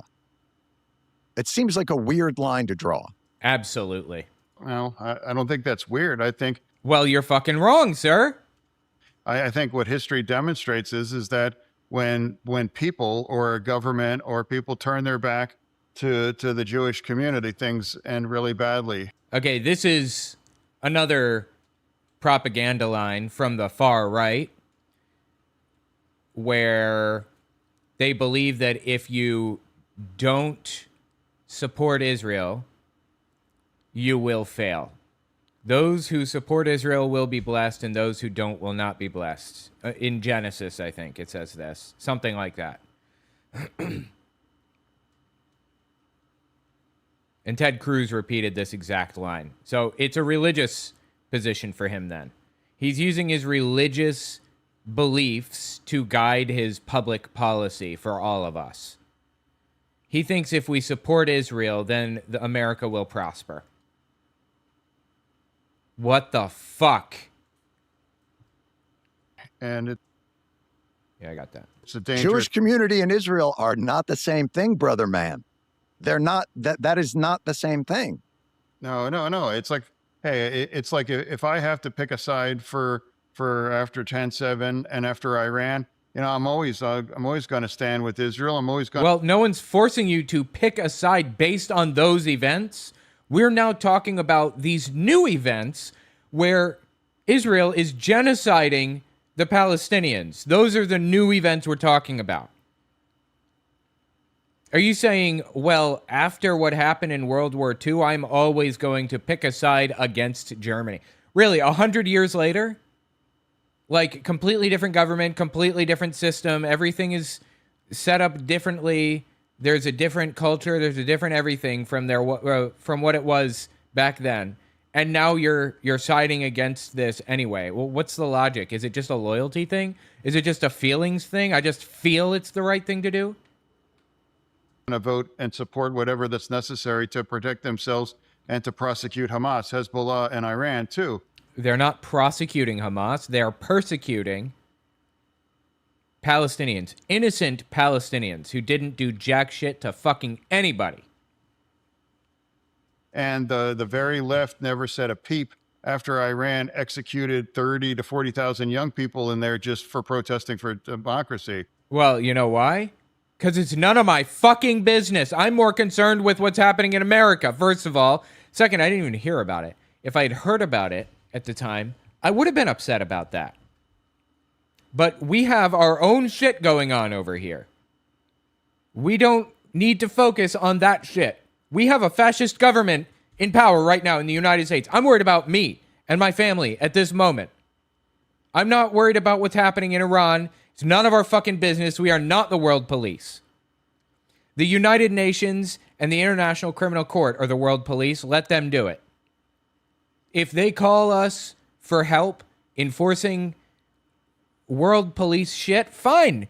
Send the military in and help them in joint efforts. I'm worried about the fact that we literally have a fascist government in power right now in the United States. That's what I'm thinking about. You think that the left is pro Iran, not the country, but the regime? What I'm saying though is like, if anyone in the Democratic Party is fine with Iran, In the Democracy, is that what he said? though, is like, if anyone in the Democratic Party is fine with The Demic Party. Iran building a nuclear bomb, I disagree with that person. Not one single human being in the United States is fine with Iran building a nuclear bomb. Not one person, okay? Nobody wants that. I said this in another video, but I'm going to say it again.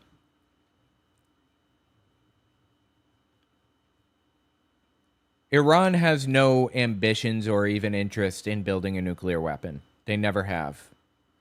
You know why? Because the threat of building the nuke is gaining them more than building the nuke would.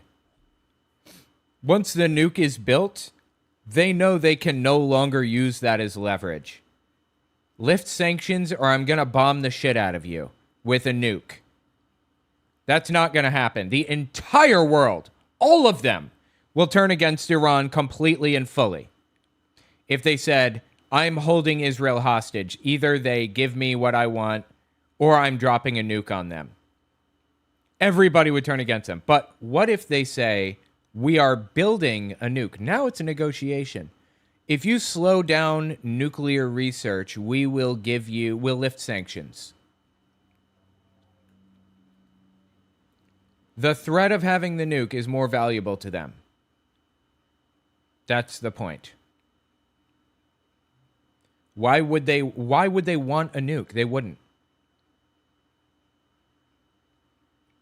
What we should really be shooting for is, instead of focusing on their ridiculous I'm going to build a nuke garbage that that Iran has been doing for a while, instead of focusing on that, sign the nuclear deal with them and focus on getting them to reduce funding to terrorist organizations in the region.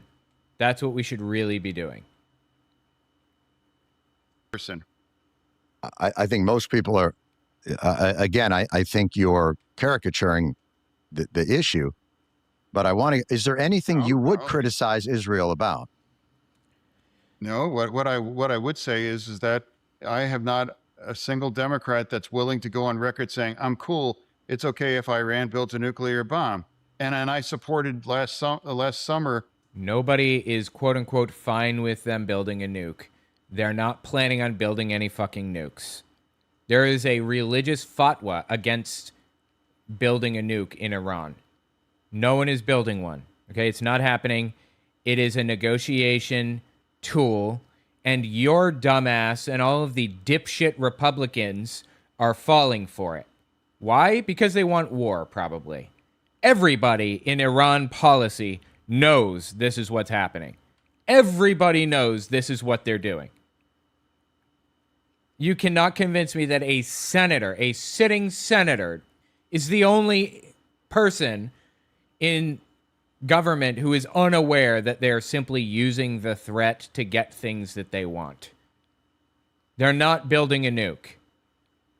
And if they did, they wouldn't use it for leverage anyway.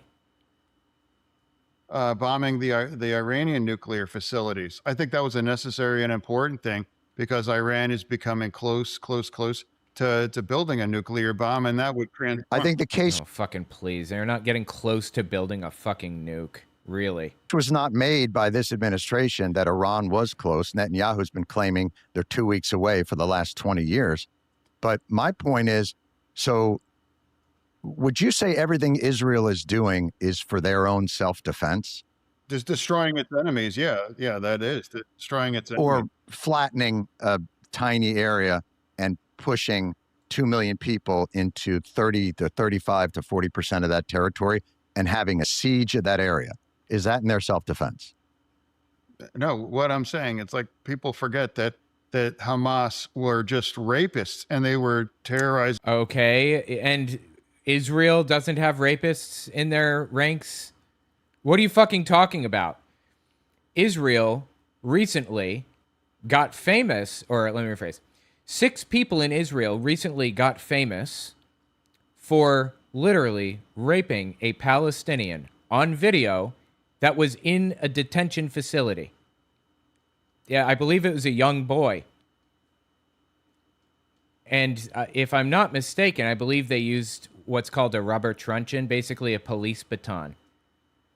And they were so brutal and violent that he needed reconstructive surgery. Okay, 6 bad apples, right? Except those 6 people, they became celebrities. They unmasked themselves and went on talk shows and did the circuit and were heroes. They were viewed as heroes.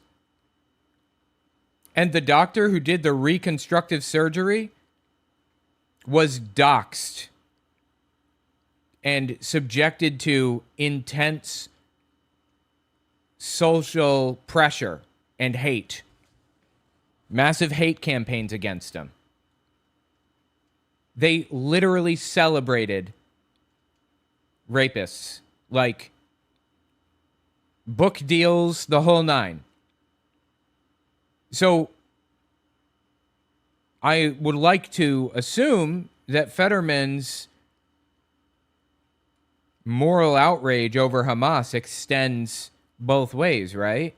I would like to think that he wouldn't stand for anybody taking advantage of anybody else, no matter who it is or where they're from, right?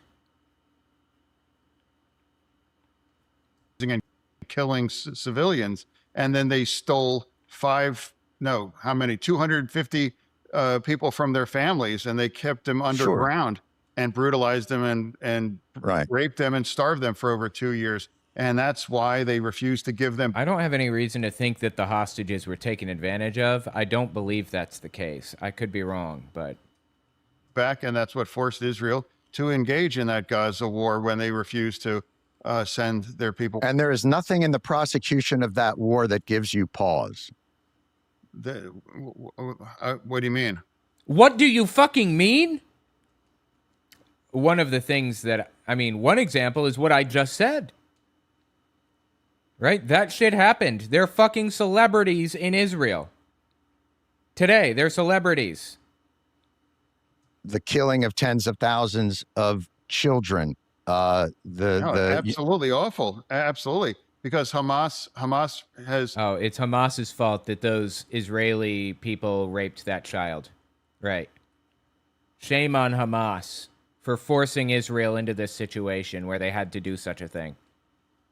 Embed themselves, behind these people and using the Palestinians as human shields. Sinwar described the death of innocent Palestinians as a necessary sacrifice. That's how Hamas has designed that. There are people in Netanyahu's cabinet who have said they would like to nuke the Palestinians, not Hamas, the Palestinians. I guess what I'm... Yeah, and aside from that, here's another little ditty for you. Hold on. Let me find the clip. I have it here. It's, they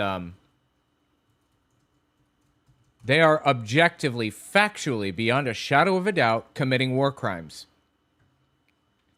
This is... Who is this? Smotrich? I don't remember. Anyway, he's somebody very high up in the Israeli government, a decision maker. He's not just some rando.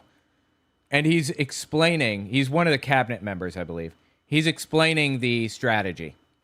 I want to continue on this same vein because the Secretary General of the UN, Antonio Guterres, said that he was deeply distressed by Israel's announcement of a siege on the Gaza Strip. He said that the humanitarian situation, quote, will only deteriorate exponentially and that crucial life-saving supplies, including fuel, food, and water, must be allowed into Gaza. So the UN is saying you must do this. You are saying you're not going to do this.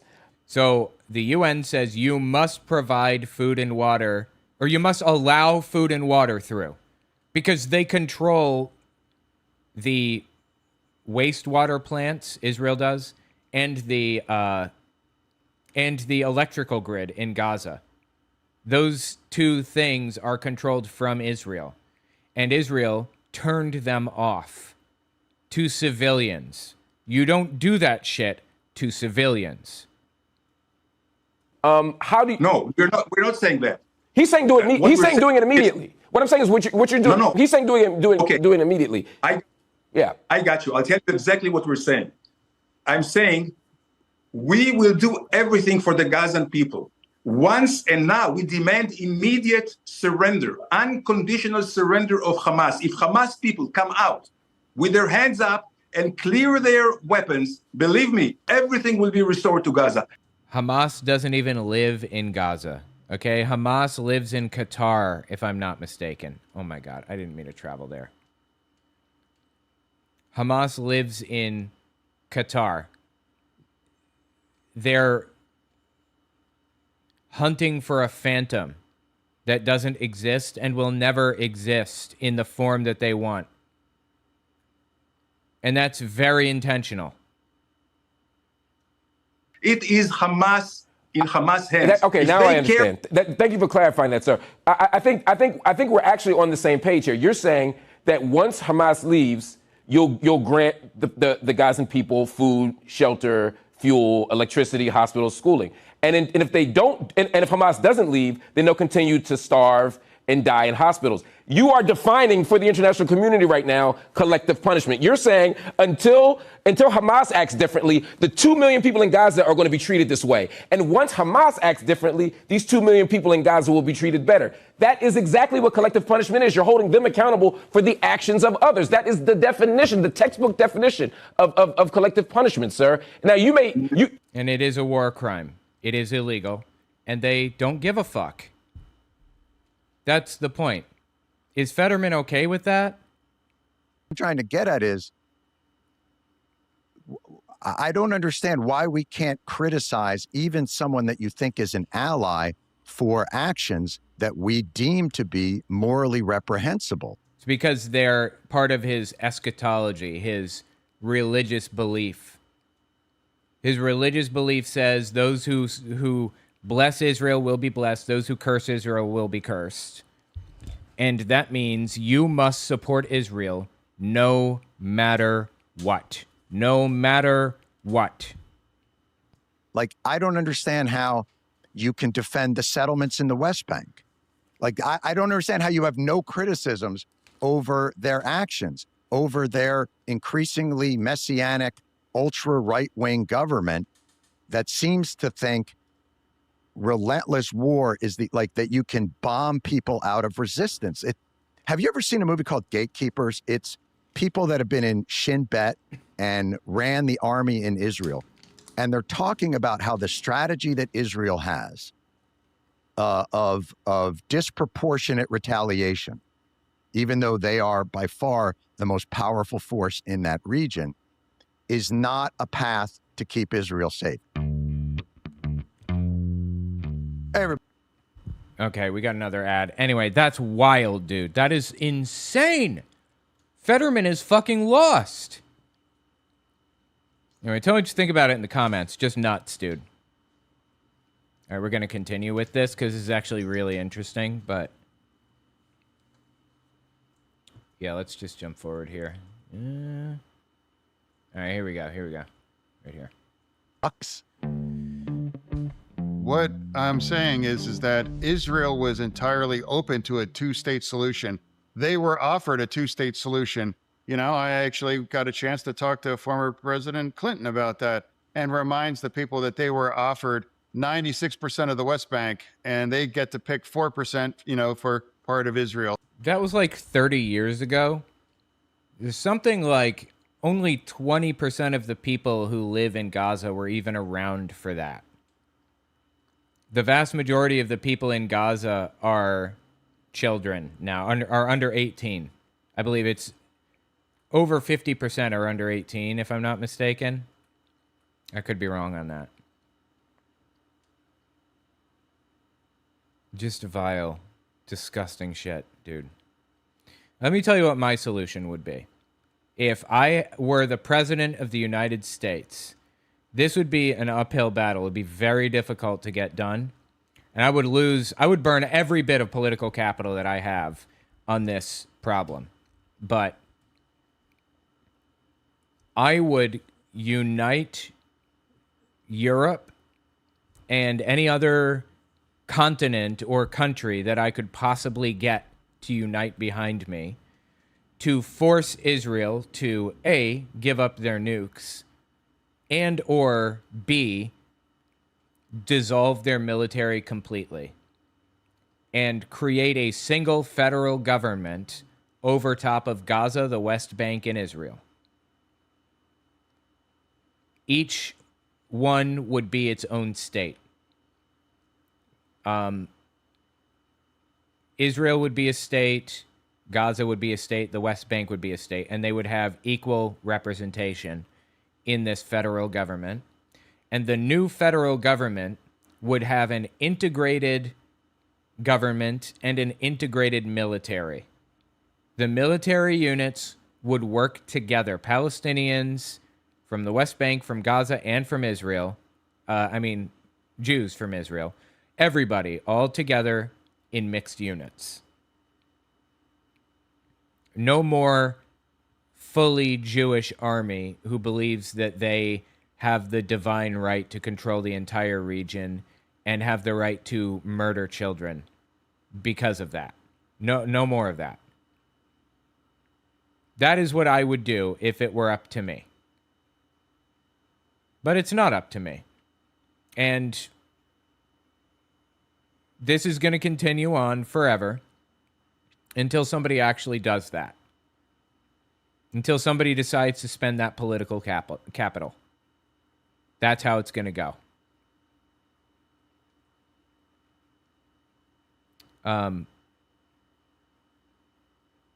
Anyway, Fetterman isn't even trying to take steps toward that. And they had... That's a one-state solution, but it's a recognition that Palestinians and Israelis just are not going to get along with each other, and that's what it is. And I honestly believe that's the only solution that's feasible on the table. I don't believe that there's another solution that'll work.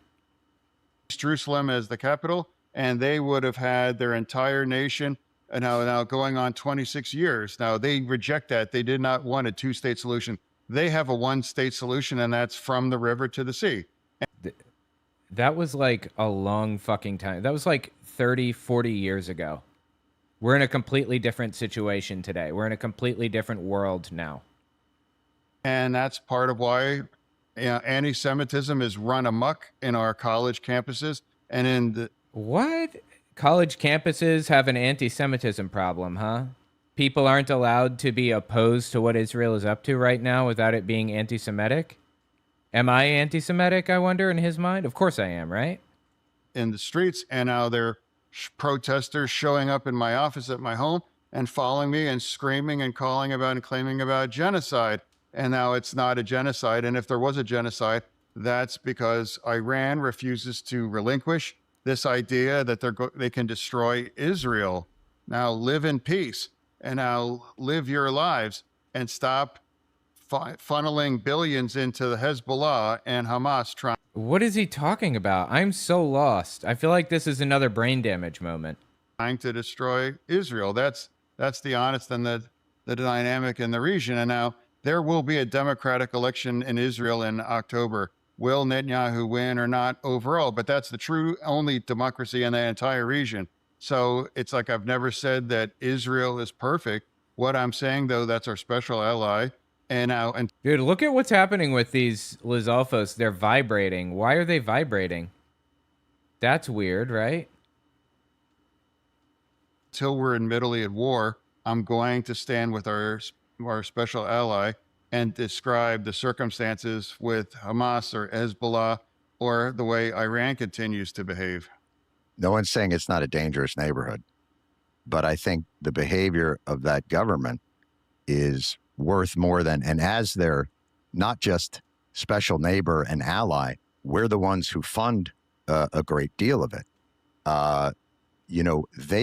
Israel has made, in the way that they've sort of indirectly funded Hamas, it very difficult for moderates. We're getting... Yeah, Israel literally funded Hamas. I don't know if you guys were aware of that. They literally gave money to Hamas in 2006 when they were trying to take control of their region because they wanted an extremist group in power, so they had justification to do psychotic shit.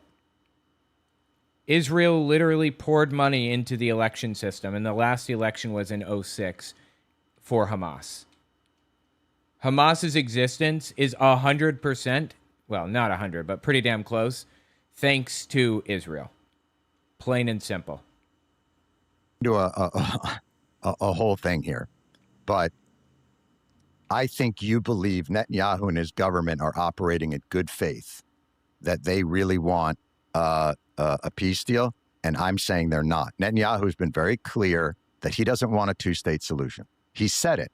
He said it's not going to happen. There will be no two-state solution, and yet they say that they're a democratic state, but demographics there would say they can't be a true democracy because they'd be worried about that diluting what they consider to be their Jewish state. Now, that's a whole other argument of whether states should be this or that. They absolutely shouldn't. No ethno-states.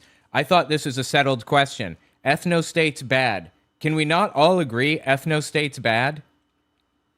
But the point being that when we went to war in Iraq or we went to war in Afghanistan, I criticized America for the way that they were prosecuting that war and the cavalier way in which we were wasting American treasure and American lives. That doesn't make me pro-Al-Qaeda.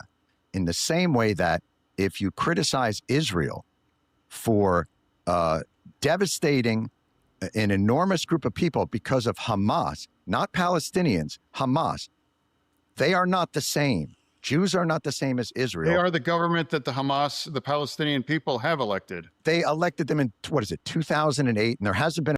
06, and it was 20 years ago, and 50% of the population wasn't alive to see those elections anyway. An election since, and it was a desperate people in a siege situation. Yeah, because they elected a murderous, system. Sharon pulled out the settlements from Gaza, and then you had a double-blind study. Was Israel going to help the moderates, or was it going to empower the extremists? And Israel's actions during that time empowered the extremists and undercut the moderates. And they've done that over and over and over again. Look, you can say that the Palestinians are trying to kill the Jews, right? But it's, let's say it's Hamas or Hezbollah or whatever it is, or Iran. Mm-hmm. Jewish settlers are killing Palestinians. And when they asked Netanyahu about it, he said, well, it's just like 100 to 150 juvenile delinquents, and we can't quite get a handle on it. That's a lie. There are actual pogroms. Actual, real, literal pogroms. World War II style. You guys are unfamiliar with the term. It's kind of, it's similar to a genocide, but it's a riot that sweeps through ethnic neighborhoods and murders people wantonly. There was a pogrom in Germany, and it's Kristallnacht, if you're familiar with that term. They went through Jewish neighborhoods and they raped and murdered wantonly men, women, and children. Stole, whatever, just terrible, awful, evil behavior, arsons and everything else through these Jewish neighborhoods. And one of the most important qualities of a pogrom, though not necessarily disqualifying if it isn't there, it was state-backed as well. The state was either not contributing or actively helping this pogrom take place in Germany. And that is what is happening in Israel. There are pogroms taking place in Palestinian neighborhoods in Israel and in the West Bank. That is undeniable and factual.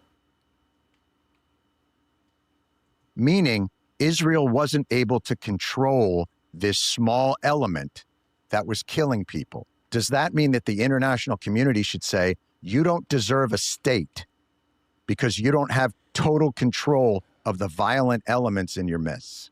But that's what they're saying. Why does Israel get to decide? Well, the defining question is, does Israel engage in a genocide? In Palestine? Well, according to the people that define those things, yes. Okay, well, and I strongly disagree with that. By definition, that wasn't a genocide. By definition, it is a genocide. Biden was actually very pro-Israel. Disappointingly, it was really sad, really terrible. And he actually got a World War II expert, a scholar who I've read, whose books I own, I'm very familiar with. He got her to operate in his, I don't know what,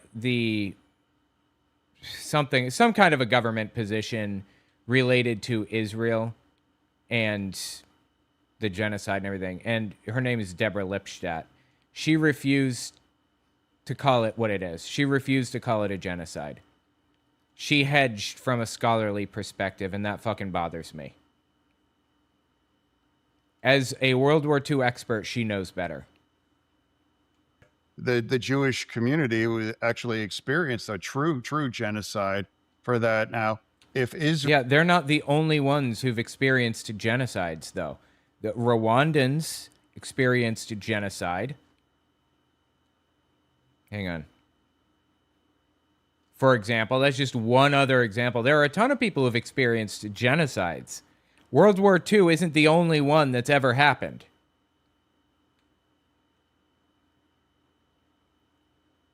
It's like, I don't know what's wrong with him outside of the stroke. How can he say and do this shit? This is fucking evil. Israel's goal was to eliminate, as many Palestinians as possible. They could have accomplished that in a lot long time ago. That has been their goal, and that's what they're doing right now. For that, they were not engaging in a genocide. Just because you're killing a group slowly doesn't mean you're not killing a group. Just because you could do it faster. No. That was the terrible the collateral, of an urban war that forced Israel to fight behind because Hamas was holding their hostages. And bullshit. This human shields garbage. Does Hamas bad? Yes. Hamas bad. Hamas does at least some of everything that everybody accuses them of. Absolutely. Don't like Hamas. They're not good. But who really uses human shields? Is it Hamas? Yes. Is it Israel? Absolutely. Israel uses human shields constantly. Israel kills journalists constantly. I don't want to fucking hear it. Refuse to disarm and send our people back home. I think they've killed like 1,200 Palestinians since the ceasefire. Yeah, I mean, most of them were killing Hamas leadership. And I think that's... Wait, did you say most of them? Did you say most? Civilians are not military targets. Necessary. When you have people that were responsible for organizing 10-7, it's like, I think it's entirely appropriate to eliminate them. I think eliminating the people who organized 10-7 is entirely appropriate. That is absolutely correct. But in the same way that if we had gone into Afghanistan and just flattened it, the American people would have been outraged that we had no discernment, that we couldn't tell the difference. The issue here is dehumanization. Whether you're dehumanizing Jews and relating them to Israel, when you dehumanize a group, when you're unable to discern the difference between the worst of the worst, the same way we're doing with our immigration policy, it all ties together through Middle East policy. If we allow dehumanization in any form, then we are complicit in the results of those dehumanizing actions.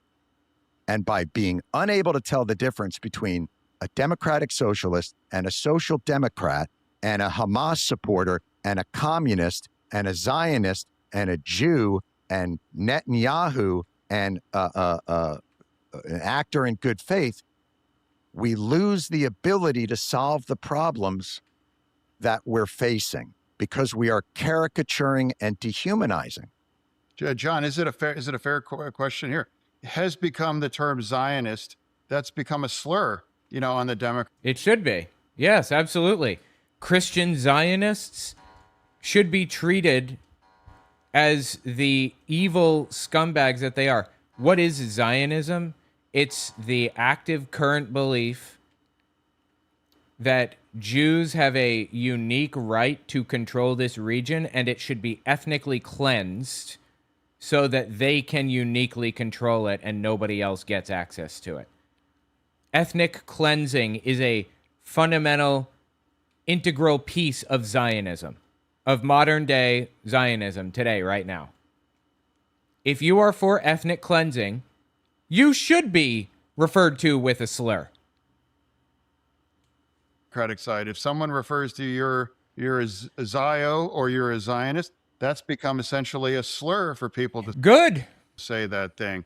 And that's part of where the party has lost its way in there. If you're describing people that I'm very supportive of a Jewish state, and they've weaponized that against people. I think if they believe that that Jewish state is acting in a manner that is overly violent and dehumanizing and constantly at war in a region, that's where that's coming from. Or it's like if Hamas refuses to disarm and they refuse to send their people back home, I mean, then still right now, they've never been willing to just disarm and now start the... Are you fucking kidding me? Who the fuck do you want to disarm? Again, Hamas doesn't even live in Gaza. The leadership doesn't live in Gaza. The leadership lives in Qatar largely, if I'm not mistaken. Process that made them viable targets, and I support Israel eliminating people that were part of planning 10-7. Have they, like, literally 3 years later? Has it been 3 years? I feel like it has. 3 years later, they have flattened Gaza, and they still haven't caught the Hamas leadership. Really? They've devoted massive resources and even convinced their friends, the United States, to go to full-on war with another major world power with 100 million people in it over this. And they still have not found the guys who planned October 7th. It feels like at this point, it should be surgical strikes and research that they should be doing if they still haven't found those guys, rather than indiscriminate bombing of a civilian population. I think most people support people eliminating those who supported 10-7, but will Israel disarm the settlers? I mean, they've given them weapons, and those weapons are being used to kill. They're moving parts, but what makes it impossible right now, because Hamas and Iran and Hezbollah refuse to say, look, we've lost, and now we have to find a better way to rebuild our society. And I'd remind people that Iran eliminated and just killed in their streets and just killed tens of thousands of its own young people. Yes, I'm so sorry for them. My heart hurts for those people and the people of Iran. It's none of our fucking business. Get the fuck out of Iran. What are we doing there? I will support them any way I can in Iran, those young people who are trying to topple a regime. And right now, that comes in the form of moral support. I'm behind you. Let's figure out what the fuck is happening in the United States, please. Yes, awful. They're hanging, teenagers for just asking for democracy too. I don't see the kind of college protest outrage and saying how Iran has done, and they could... Are we sending money to Iran? Are we funding the IRGC? If we were, I would have a problem with it, and I'd be out there protesting. We are funding Israel. Because they don't consider Iran an ally. They don't give money to Iran. We don't give billions of dollars a year to Iran. We sanction them. We try to do various things to remove, we try and scorn them. We try and create the situation to undermine that regime. But what we haven't learned is that 40 and 50 years of endless wars don't get us the peaceful results that we are searching for. They don't make it that the whole point of all of this is to build coalitions of nations of good faith to try and create a safer and less violent world, and not just play into it with bigger weapons and more weapons, because we see what happens. All the bombing that we've done in Iran, and they've got some lawnmower parks and a couple of Radio Shack things, and they continue to keep the Strait of Hormuz closed. Like, when are we going to learn that violence, or in Stephen Miller's thing, might makes right? When are we going to learn that's not necessarily the case? That the whole point for us should be to create a society and institutions that move us away from that violence. Because we've already discovered a quarter century ago that peace and negotiating a very incredibly, insanely fair settlement, they rejected that. They don't want that. You know, we've tried other thing right now. And if Hamas and Iran did not done what's happened in 10/7, we wouldn't be having this conversation right now over that. I don't know that we wouldn't be having this conversation right now because at every turn, the answer has always been tighter control over areas that Palestinians live in and more bombing and more things. I don't necessarily know that that's the case. And all the Arab states in 2002 offered Israel to normalize relations for the granting of a Palestinian state, and Israel rejected it. And Rabin, who was trying to make peace in that area with the Palestinians, was assassinated not by Hamas, but by an Israeli extremist. So the idea that they are somehow blameless or have done nothing wrong is, I don't understand. Delusion. Why we can't criticize them. Well, I am not ever going to think, well, they have a valid point if they're killing and firing. But you think that way about Israel. Israel is killing wantonly, is literally committing a genocide. What's with this double standard? Why do you support Israel when they're doing evil shit, but not Hamas? I want to live in a world where Israel's supporter is a slur. Rockets at civilians, and now they're raping them, and they're filming, you know, setting families on fire for the way they behave that day. Who the fuck are these people? Who is he talking about? Somebody is like setting people on fire. Like, I don't know what he's referring to right now. I haven't seen literally any of this. I saw this with ISIS. Is he talking about ISIS? Who did that? And they abuse the own Palestinians too. And all of those accusations have been disproven about starving people. And now the UN just acknowledged, oh, actually Hamas has been stealing all of the aid, and they keep the prime stuff and they resell the stuff to the poor Palestinians as well too. Yeah, no, that's not true. I believe that was completely debunked. That's just Israeli propaganda. That's not happening.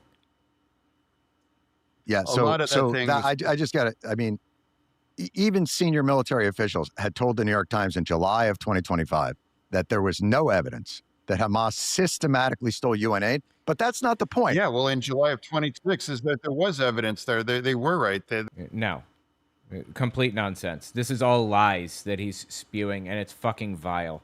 It's actually proved. I think if we don't have the ability to criticize a so-called ally for egregious and violent behaviors, then we are not an ally, and we shouldn't be, because we should have the ability to stand up morally in situations that we need to, even for people that we believe to be on our quote unquote side. And our inability to do that is a real detriment to our own moral foundation. Yeah, I mean, I'm very much aware what the Democratic base would demand of me, and to have these specific kind of beliefs and views and take the kind of votes. And I refuse to do that, knowing exactly that would put me in political peril.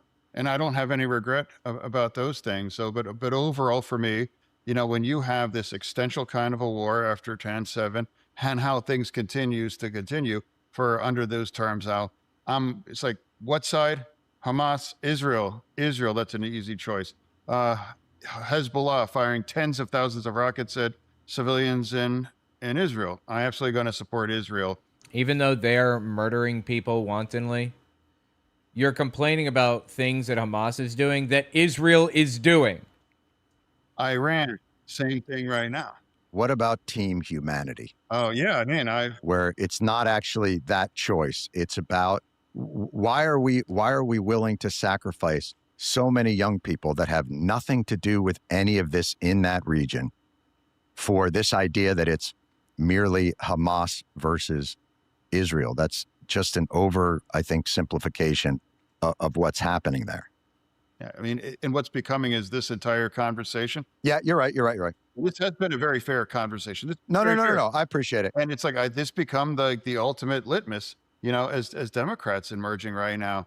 And now I'm not dumb. I know voting against the war powers thing. I know He's not dumb, but he is brain damaged. And I think that's very obvious after this conversation, clear as day. It's not just that he messes up the occasional word. His positions and views and beliefs are completely different from what they once were, and there is no cohesion to the beliefs. There is no overarching logic behind any of it. It's insane. that's incredibly toxic as a Democrat right now. But I do think it's fundamentally important to make sure that Iran is not able to build a nuclear bomb. Now, They've never wanted to build a nuke. Oh my God, I'm so sick of this nonsense. They have always used the threat of building the nuke as a negotiation tactic. Once they build the nuke, the negotiation tactic is gone. If they continue to threaten to build a nuke, they will keep their leverage and they will get things in return for reducing their capacity to build one. So that's just put me where I'm at. We have different views, and that's defining the Democratic Party.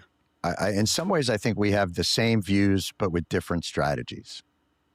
I guess what I would say is I'm not down with the nuclear bomb, and I'm not down with Hamas, and I'm not down with a murderous Israeli regime that dehumanizes a huge group of people either. I'm not down with a world that has lost the ability to solve its problems through collective action and diplomacy. That's the biggest problem. And our government is complicit in that as well now. You know, that dysfunction. How do we get back to that, Senator?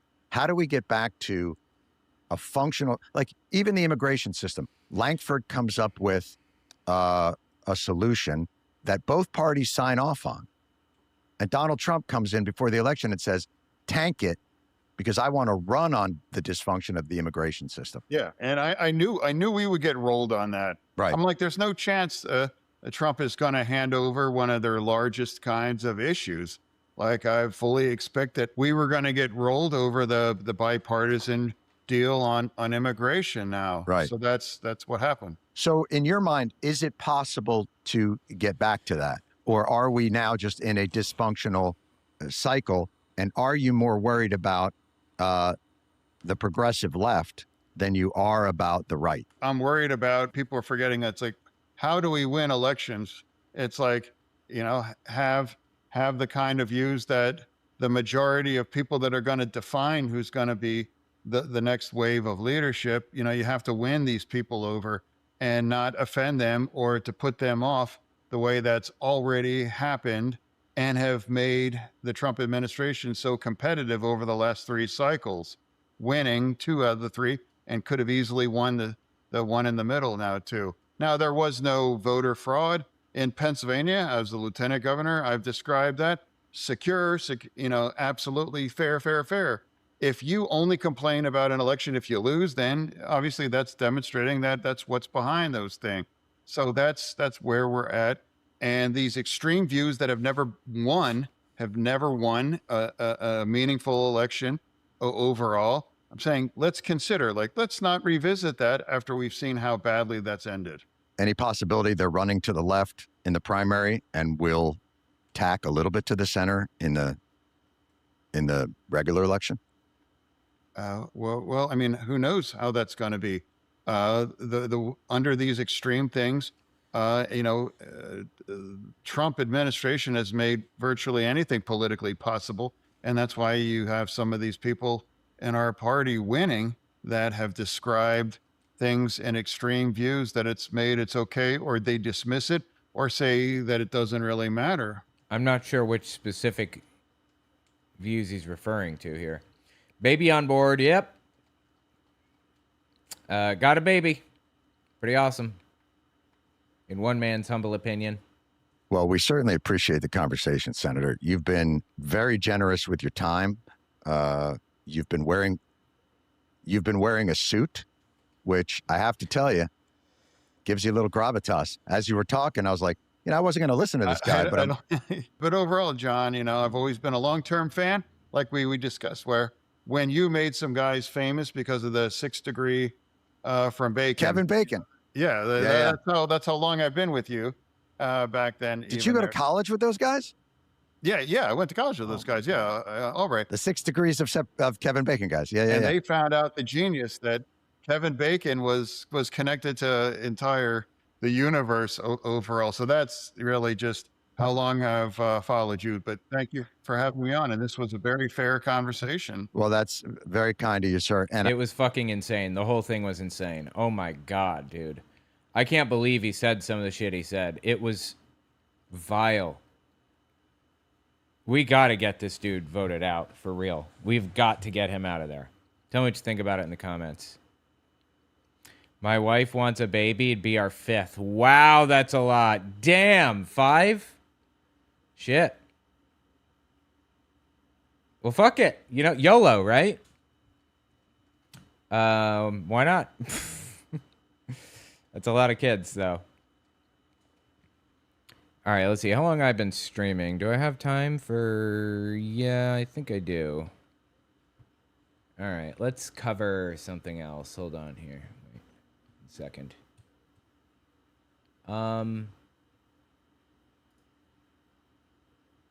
Wait. Okay, we were on Let Freedom Ring, which is chapter 7 of 14. At this rate, we should finish the book. Wait. Actually, we're on 8. At this rate, we should finish the book 1, 2, 3, 4, 5, 6 in a month. We should finish it in a month. How long is chapter 8? 23 minutes? All right, let's give it a listen. Hang on. Let me pull up a picture of Gene Bailey so I can... Here he is. It's this book written by a guy named Gene Bailey. He's a right-wing extremist, a Trump theologist type of person. The book is called Killing America. And it's basically a domestic terrorist's wish list. It's insane. I TTS'd the book with this program that I made, and I want to give it a listen. So we're on chapter 8. This is, I'm sorry. We're on chapter 8. If you didn't hear the others, don't sweat it. This ends independently of the rest. All right, let's listen. Chapter 8, State of Confusion. SO may consider Franklin D. Roosevelt, FDR, as one of the most liberal-leaning presidents in our history. Liberals liked him because of his creation of the administrative state. The administrative state is a term used to describe the phenomenon of executive branch administrative agencies exercising the power to create, adjudicate, and enforce their own rules. Okay. Liberals liked FDR because he created the deep state, is what he's saying right now. Okay. Conservatives disliked him because of his creation of the administrative state. The progressives of his time criticized him for his pragmatism. Franklin D. Roosevelt was definitely a liberal Democrat with views and policies many conservatives oppose. However, a true liberal, as much as we disagree with them, believes in America and in healthy debate. Many liberals embrace God at our foundation. On January 25, 1941... Many liberals embrace God at our foundation? No. I suppose many, like, what is many? Like 15? I suppose. The majority of the left, I would argue, does not accept the falsehood that the United States was founded on Christianity and was intended to be a Christian nation. FDR commissioned the distribution of pocket Bibles to all the American troops. In the front of the Bible, he wrote the following letter: The White House. As Commander-in-Chief, I take great pleasure in commending the reading of the Bible to all who serve in the armed forces of the United States. Throughout the centuries, men of many faiths and diverse origins have found in the sacred book words of wisdom, counsel, and inspiration. It is a foundation of strength. and now, as always, an aid in attaining the highest aspirations of the human soul. Signed, Franklin D. Roosevelt. Let me find out if this is real. I doubt it.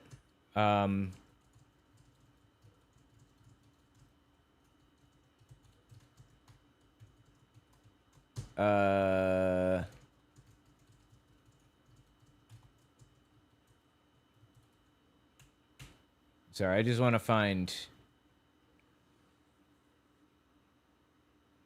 Give me a second here.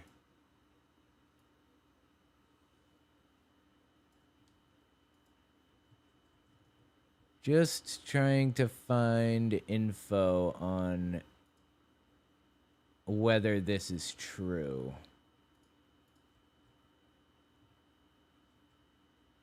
Hold on.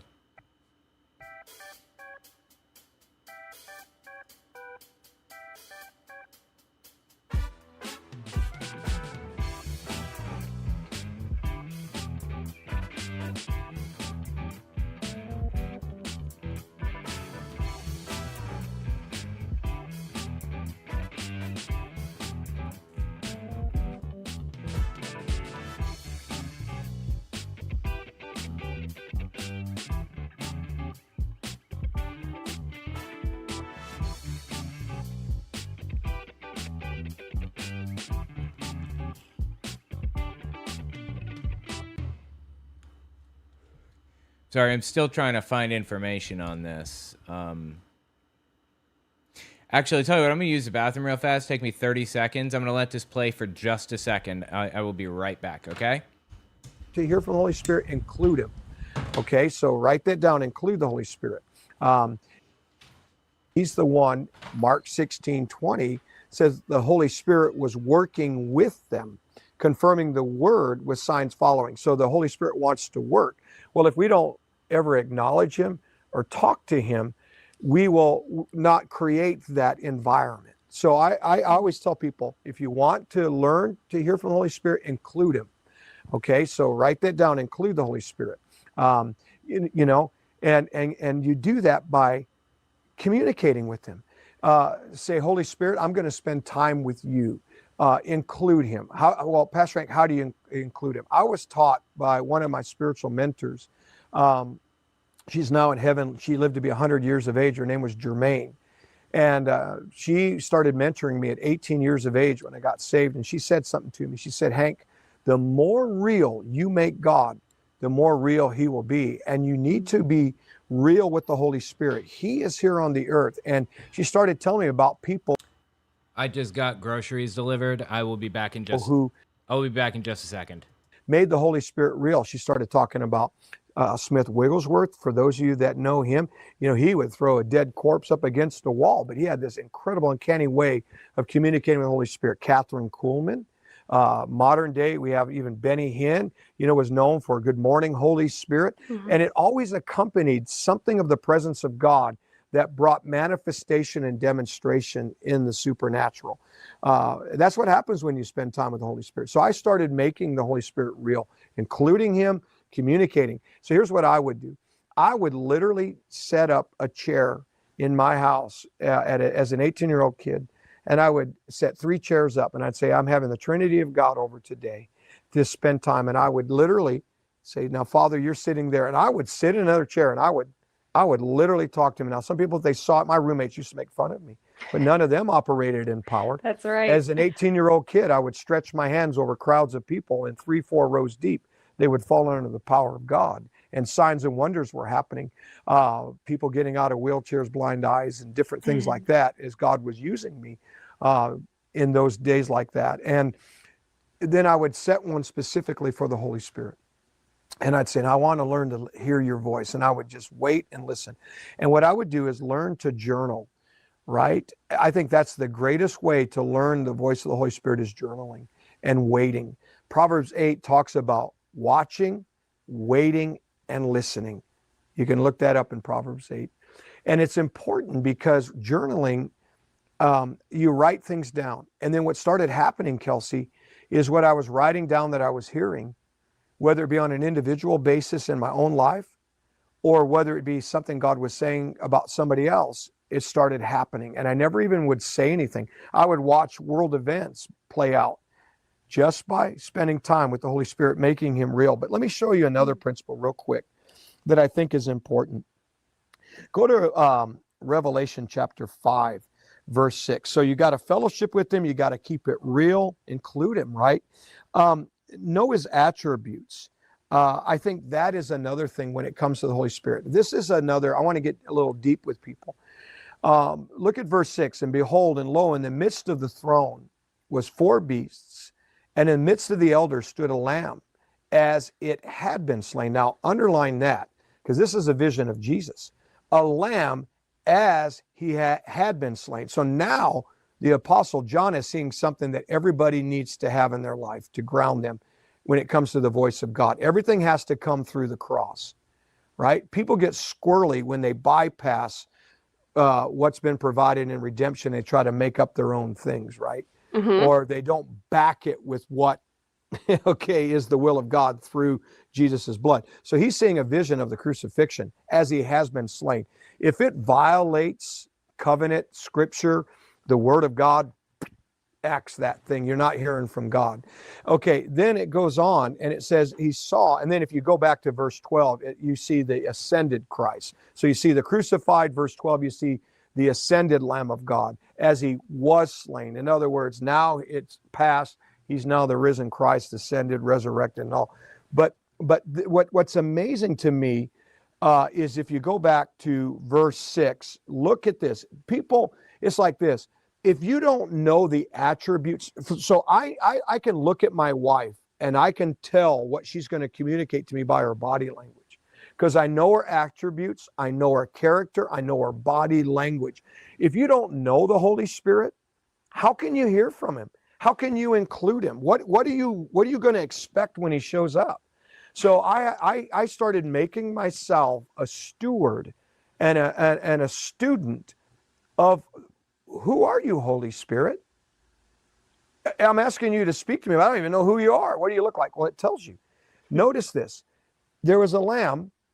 So Jesus said, I send you another comforter, one just like me, right? Another comforter. I am your comforter, but another comforter. In other words, he's going to emulate me and who I am.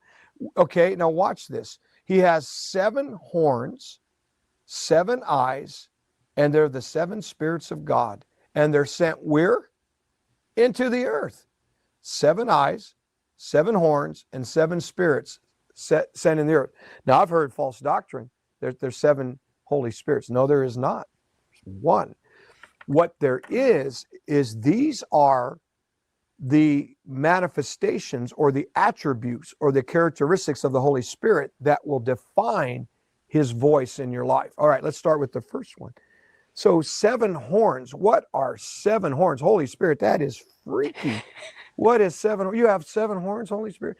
Okay, remember when David was speaking about being anointed with fresh oil, he said, I am anointed with the horn of fresh oil. Oil is likened to the Holy Spirit. Horn is authority, power, and function. Samuel, when he shows up at the house of Jesse, he is to get a horn, fill it with oil, to declare who is anointed to function as the next king of Israel. So horn, function, authority, job description connected to the oil, the Holy Spirit. All right, now go to Luke 4. Look at verse 18.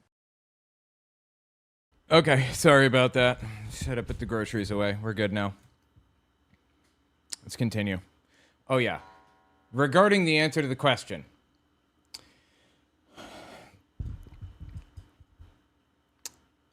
The letter is real, what FDR wrote. Dated January 25th, 1941 from the White House, but the actual text as it appears in the Testament reads, as Commander-in-Chief, I take pleasure in commending the reading of the Bible, not great pleasure. So he misquoted it. And the line a foundation of strength is actually, it is a fountain of strength. So he literally misquoted it twice in this book. What the fuck? Does he know anything about research standards, anything at all?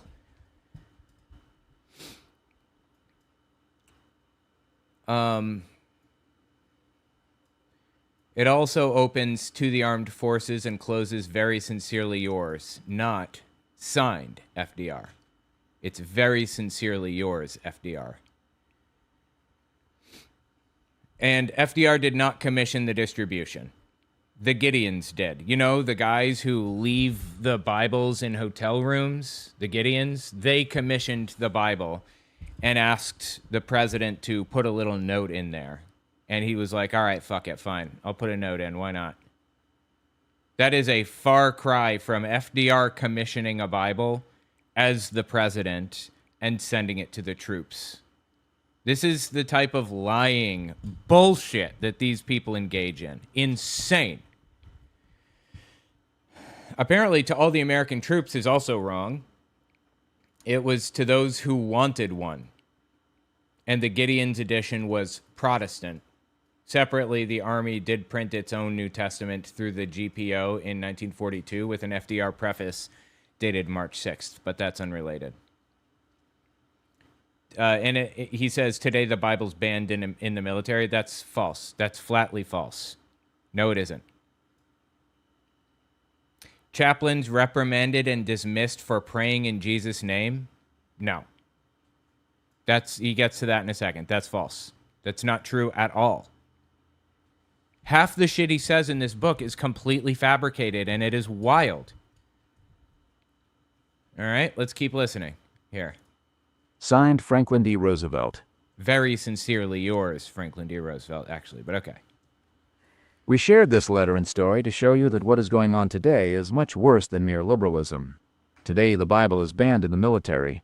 Chaplains have been reprimanded and dismissed for praying in Jesus' name. No, that's not true. There was one case where a chaplain who's supposed to be a multi-faith representative for Muslims, for Catholics, for Protestants, for Hindus, for whoever, the chaplain caused this big problem because he was basically refusing to operate as a multi-faith father, if you will, and was dead set on being like a Protestant Christian representative and nothing else.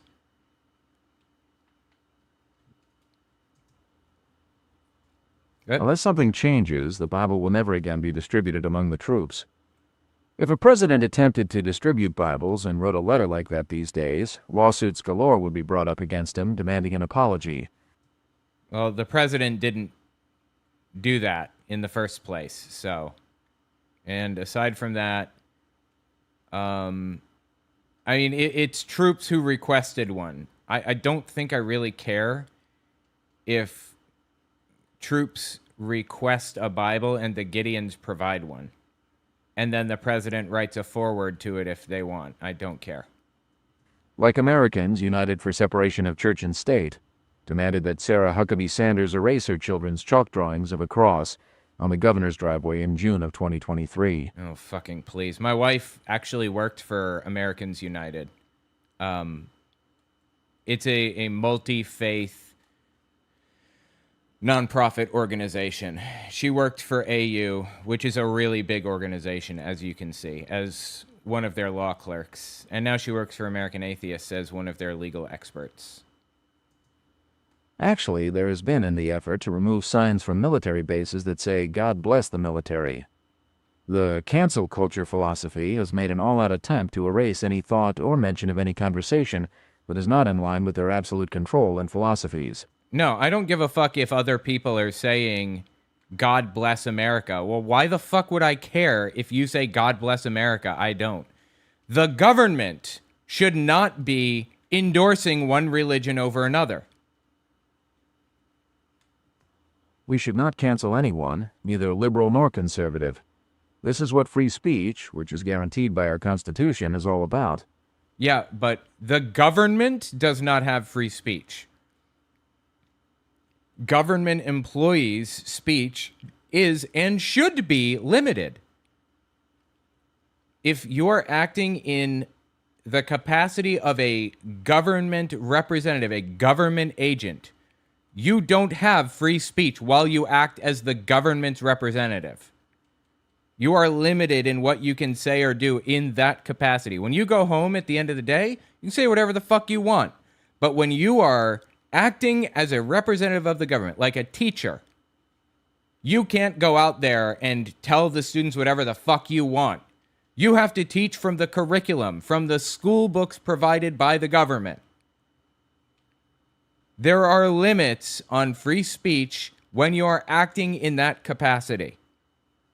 But as we have seen with Jason Aldean, the country singer CMT, Country Music Television, attempted to silence for his song. Try that in a small town. Oh my God, people try to censor him? Fucking please.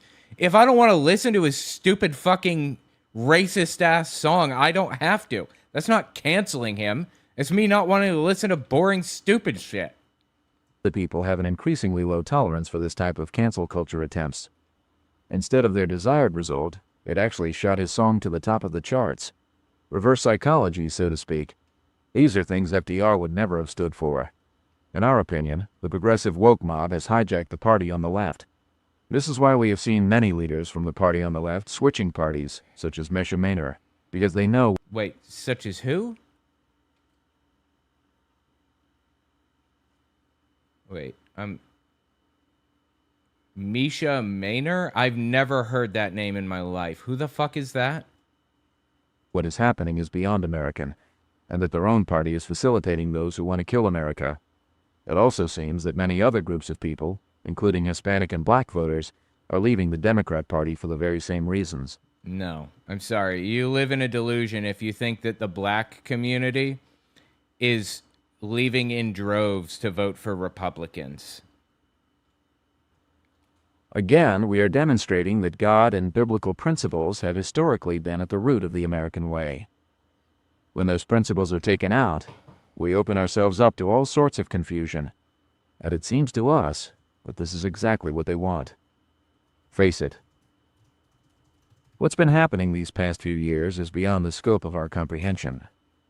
I mean, who could have possibly imagined that those threatening to take over our country would be men identifying as women and women identifying as men? Genuinely, how many people in the United States are trans? Is it like 0.5%? You think trans people, 0.5% of the country is trying to take over? What kind of a fucking delusion? As they demand we address them by their pronouns of choice or be severely punished. Severely punished as in not talking to that person anymore? Oh my God, not that. As in, I don't want to interact with shitheads? Oh boy, this poor guy.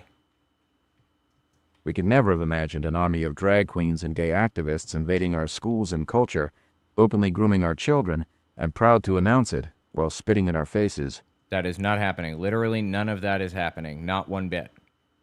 What is fucking broken in this dude's head? Who would have ever thought that men would want to breastfeed babies? Nobody is doing that. Please get help.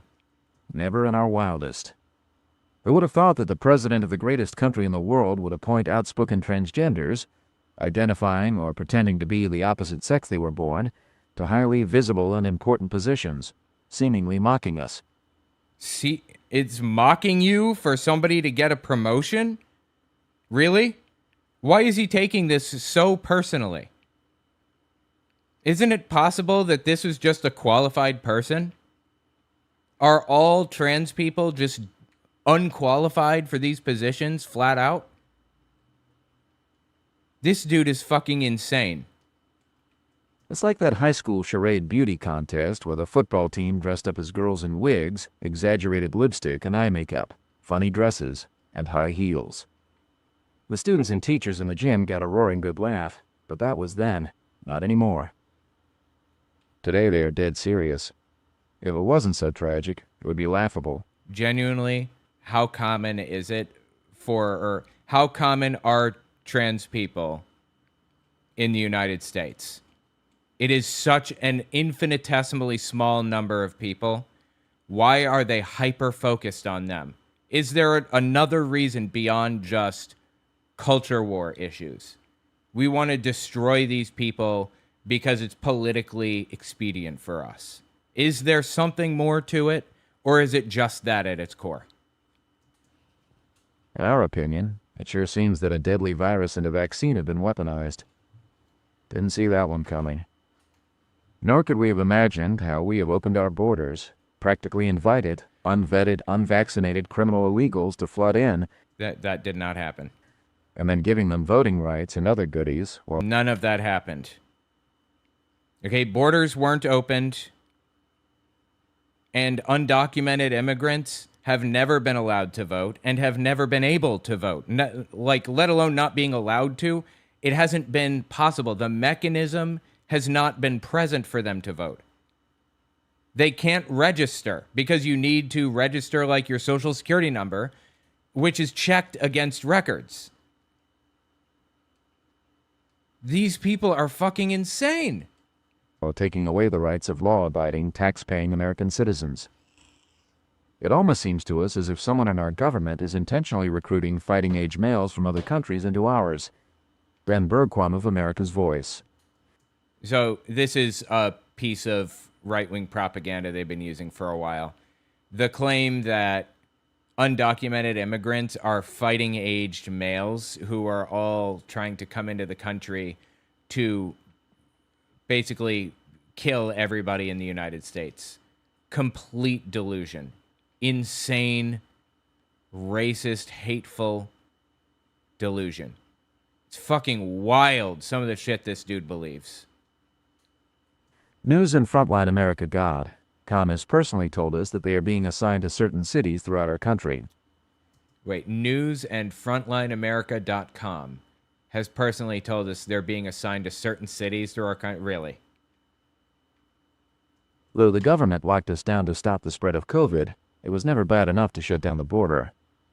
We repeat, it was never bad enough to shut down the border. There was never an open border. While it was demanded that American citizens have multiple COVID tests and vaccinations to move and work in our own country. By the way, I'm sorry, I just want to point something out. Trump was the president during COVID. I know that these people have the memory of a fucking goldfish, but Trump was president during COVID. Who would have shut down the border? These tests and vaccinations were not required for illegals coming into our country. Let's talk about spreading possible multiple diseases within our borders, to us, seemingly intentionally. And who in their right minds would want to actually defund the police who protect us as they simultaneously refuse to prosecute criminals and let them go free to commit more crimes? Nobody wants to get rid of police. Not one human being thinks that society would work without police involvement. When people said defund the police, what they meant was shift funding from police to social workers who can handle these situations better. Like, we don't need police going and talking to a child who's just been taken advantage of by her father at, 6 years old. We need social workers talking to that kid. The cop can go talk to the dad. But police are representations of force in society. They are there to pull a gun out when necessary and force somebody to do something. If we don't need a representation of force for any given situation, it shouldn't be the representation of force. It should be a social worker who knows what they're doing, right? That nuance is completely lost on scumbags like this. Such as the murder of police officer Jonathan Diller by Guy Rivera, who has 21 prior arrests. Fucking who? Is this even a real situation? Well, it's people not in their right minds. It's the antithesis of common sense. Worse, as we've pointed out consistently throughout this book, it's pure madness. It's gone beyond just making us want to scratch our heads and say, like the iconic Mazda commercial, something's up. It seems to us that someone is pushing this anti-American agenda. That's why, deep down, you are more concerned about the state of our nation than ever before. and ready to take action to overturn the tsunami of darkness and the plot to kill America. Totally. It's not that Trump has completely fucked the country from top to bottom. You're worried about it because you know something's up. And it's not Trump, it's somebody else. Something else, right? Totally. In the previous chapter, we looked at the attempted flag burning during a baseball game back in 1976, and the difference in the response between then and today, demonstrating how far we have digressed. Here's another example of our digression. We have a friend whose wife is a beautiful, well-adjusted professional woman. She was born a triplet, one of 3, 2 boys and a girl. Yep, that's what triplet means. Because they did everything together, through preschool and kindergarten, she wanted to be a boy. She wanted to cut her hair like her brothers and hated wearing dresses. Okay, let me find out what this situation is about.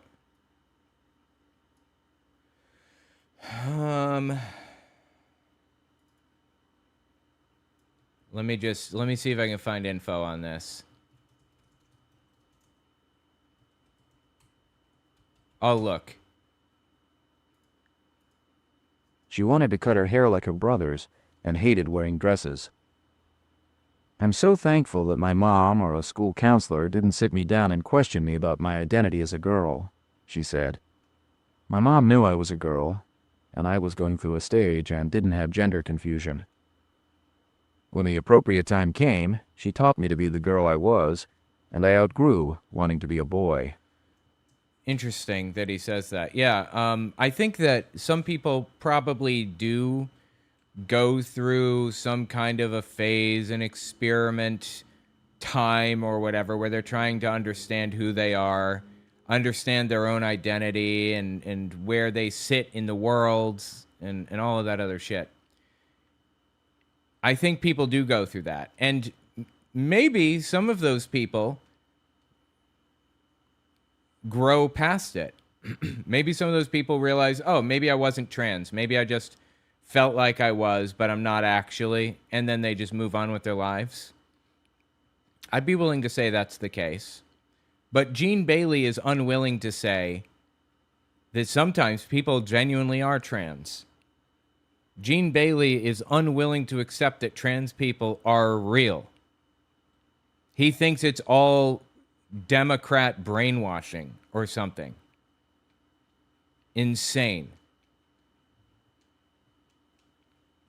By the way, there's no endnote on this one. I don't know if you guys noticed. No footnote, reference number, no nothing in this. Because this story is just an anecdote and we have no way to track it back and see if it's real. We have no reason to believe it whatsoever. We don't have the person's name beyond like the first name or whatever. We have no way of verifying any of this. So I'm going to say Gene Bailey is lying. And I'm going to say that confidently because he has lied through this entire fucking book. The entire thing. I'm so glad my mother embraced my femininity. Let's face it, there are a lot of athletic girls and women out there who enjoy playing ball and lots of physical things who aren't exactly delicate. But that doesn't make them boys. Fast forward to today, and a girl in that same situation could very likely be counseled by educators and her peers that she needs to seriously question her gender. Nobody does that. School counselors are not telling children to think about whether they are trans. This does not happen, okay? Honestly, being trans for most people is probably bad news because it's hard. I mean, for the trans people who are experiencing this, I'd be willing to bet most trans people wish this weren't the case because of people like Gene Bailey. Because of the shit that he does to them. Because of the attacks and vitriol that he slings at trans people. Makes their lives miserable for no reason. Nobody wants to be trans. They are trans. And he's just making their lives more difficult for no reason. confusing her. And of course, all of it in secret from her parents, while indoctrinating her against them, destroying the family authority structure set up by God. Destroying the family authority structure. Because children should always listen to the parents, and the parents define what the child's identity is, right? The child has no say in their personal identity, right? If the mother counseled her daughter that she was created by God as a girl, and one day she would blossom into a woman, certain so-called authorities would threaten the mother. Oh, please, bro. You think the cops would come knocking on her door if she told her she's not trans or something? Again, this is no exaggeration. Simple common sense tells us it's wise and right to protect ourselves, our families, and our nation against this tsunami of darkness. These attacks are generated toward our children and future generations. Attacks such as abortion, fentanyl crossing our borders, killing children, dumbing down the education system and replacing it with perversion education, addictions, alcohol, porn, drugs, sexually exploiting children. So he's saying that he thinks that teachers in schools and cartoons on TV and everything else is trying to get children addicted to adult entertainment and drugs and fentanyl. He thinks Hollywood, like just the people who make the TV shows that people watch, wants people addicted to fentanyl. Is that what he's saying? Sex trafficking and pushes for generational attraction. Wow. Dude talking, I'm sorry, one more time here. Attacks such as abortion, fentanyl crossing our borders, killing children, dumbing down the education system and replacing it with perversion education, addictions, alcohol, porn, drugs, sexually exploiting children, sex trafficking, and pushes for generational attraction. Wow, I'm fascinated that he is opposed to sex trafficking all of a sudden. I thought he supported Donald Trump, who was, by the way, best friends with Jeffrey Epstein for 10 years. So which is it? Are you opposed to it or not? And pushes for generational attraction, acceptability? No, nobody pushes for that. Nobody is pushing for people to take advantage of children. Please get fucking help. Acceptability, which is pedophilia, increasing deadly violence and crime, and unvetted, dangerous, life-threatening vaccinations. Oh, please. However, there is a factor they didn't count on that is turning the dark tide. Parents and grandparents are on fire and passionate about protecting their lineage. Yes, we are a free nation that respects everyone's individual rights, but we are not obligated to embrace ideologies and depravities that undermine the godly principles we were founded on: the Bill of Rights, the United States Constitution, and the Declaration of Independence. Especially when it appears like an all-out plot, plan, and scheme to decrease population and to eradicate future generations. Oh my God, dude. Yeah, it's a plot. The Democrats are plotting to decrease the population. You found them out. Good job. We are obligated to the next generation to turn this tsunami of darkness into the light of life. Herein lies the rub. They have abandoned common sense and want us to unquestionably fall in line with their wickedness, letting them determine what is best for us. Confused. It sure seems that everybody is confused these days. I sure as shit am after listening to this. You ever wondered about that? Confused about gender, confused about how to address people, what's truth and what's a lie.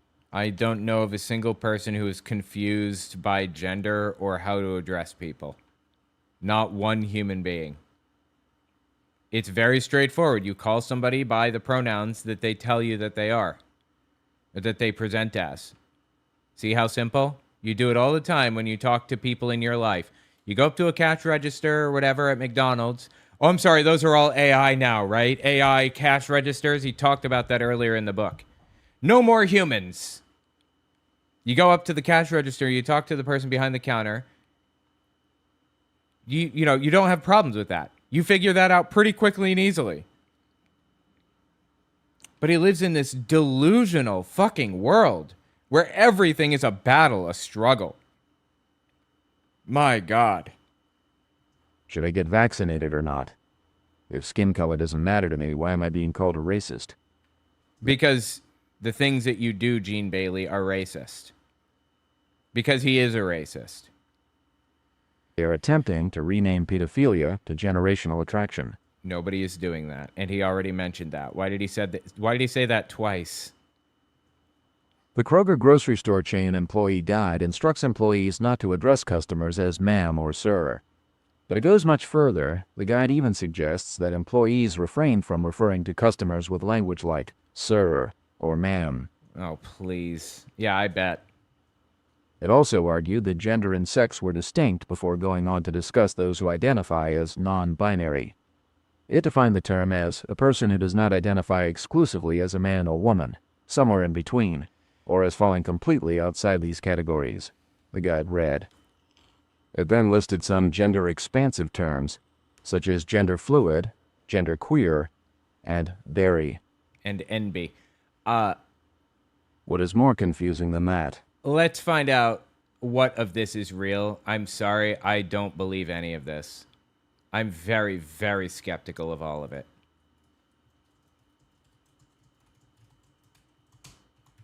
No need to wonder. Just loaded up our question gun. Let's go answer hunting.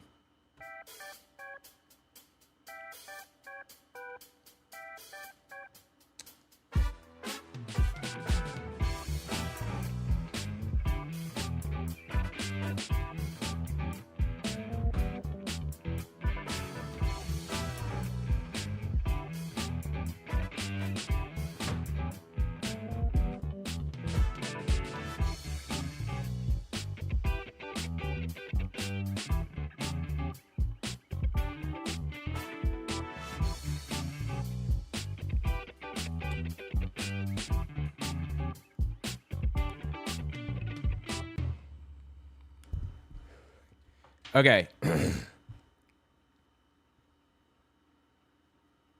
He plagiarized this from Breitbart. He didn't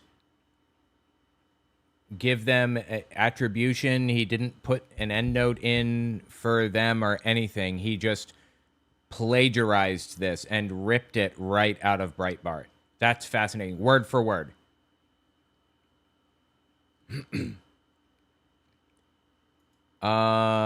Just reading here. Is this real? No. This is unverified and cannot be established from his citation. This is not real. No, this is just completely made up by Breitbart and then plagiarized by him. It then listed some gender-expansive terms, such as gender fluid, gender queer, and dairy. And NB, it says. Bad TTS, sorry. What is more confusing than that? Why is there so much confusion? Yeah, I don't know about him. I'm not confused about jack shit. What are you confused about? Confusion is a symptom of a much bigger problem. Our identity is supposed to be in God by whom we were created. Throw God out and nothing is clear-cut. There are no absolutes. My truth is your truth. That's literally not how anybody on the left views the world. Please get help. But that statement can't be true. God is about order and freedom and truth and clarity. Satan is about confusion and bondage. This is one way you can tell whether any agenda is being promoted by the darkness. Gender identity confusion is critical because it strikes at the core of God's truth. If you can stay confused, you can stay controlled. Do you think it's a coincidence that the LGBTQ movement has attempted to steal the rainbow, God's sign of his promise? I'm sorry, I'm not even gay. I'm not LGBT, but I categorize myself as we here because I stand in favor of the LGBT community to my dying breath. They tried to steal the rainbow? I thought God gave it to everybody. Isn't everybody allowed to have the rainbow and use it for whatever the fuck they want because of his promise to mankind to never fucking murder them with a flood again? Let's look at that. What is the one thing that God can't stand or tolerate? Your mother. Pride. Oh, so you can't be proud of who you are. Okay, you can't be proud to be an American. Interesting. I was under the impression being proud of who you are and proud of your country was okay. My mistake. I guess I'm the idiot here. The Bible actually guarantees that if you want to go head-to-head with God, be in pride. He will oppose you. Oh boy, he's in trouble if that's an issue. If you can't be proud of who you are or proud of your country, Gene Bailey is straight effed in the A. In a bad way. Remember, though, this is not confined to homosexual sex. He hates pride and a proud, arrogant spirit. When you think about it, the way we all fall into error and sins of all proportions is when we think we know more than God. Pride, like pride, like national pride, right? So, is Gene Bailey saying that he is sinning against God every time he talks about how proud he is to be an American then? When we think we can do whatever we want and there are no adverse consequences to our behaviors, we make ourselves our own gods. Who the fuck said any of that? What is he even talking about? And that, my friend, is when you fall into all kinds of deception, error, confusion, and sin. As we would say in Texas, a world of hurt. God says that you're created a certain way, but if you say, that's not true, you're in the community of LGBTQ pride. Is he mixing the letters up on purpose? Is he just trying to piss me off? It's not working. I couldn't possibly care less if he knows the acronym. But aside from that, God says you're created a certain way. Okay, fine. God says I'm created a certain way, and I will tell you what that way is. It's my identity, and I will confirm to you how God created me. If God created me trans, I will let you know. If he created me gay, I'll tell you that. And you can respect the way that God created me, or leave me alone. If you're proud, God will resist you. The rainbow is God's sign of his promise, which they've attempted to hijack and pervert. The rainbow is about creation and the consequences of the severity of sin. No, it's about God's promise to mankind that he would never flood the earth again.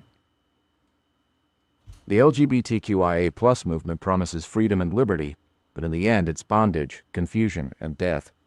So I'm wondering, earlier in this book, he spelt, just a minute ago, just like a paragraph ago, he said LGBTQT. Was that a typo, or was he being a shithead? I can't tell. If you're proud, God will resist you.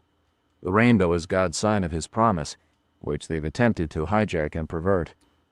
The rainbow is about creation and the consequences of the severity of sin. The LGBTQIA+ movement promises freedom and liberty, but in the end it's bondage, confusion, and death.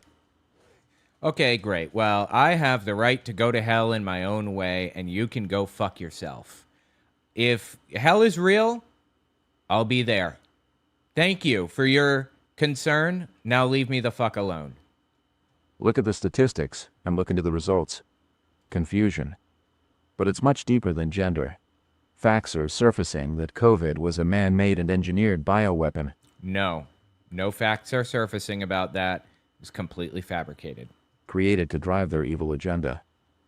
In the mid-1940s, at the end of World War II, Winston Churchill coined the saying, "Never let a good crisis go to waste." I don't believe that. Let's find out.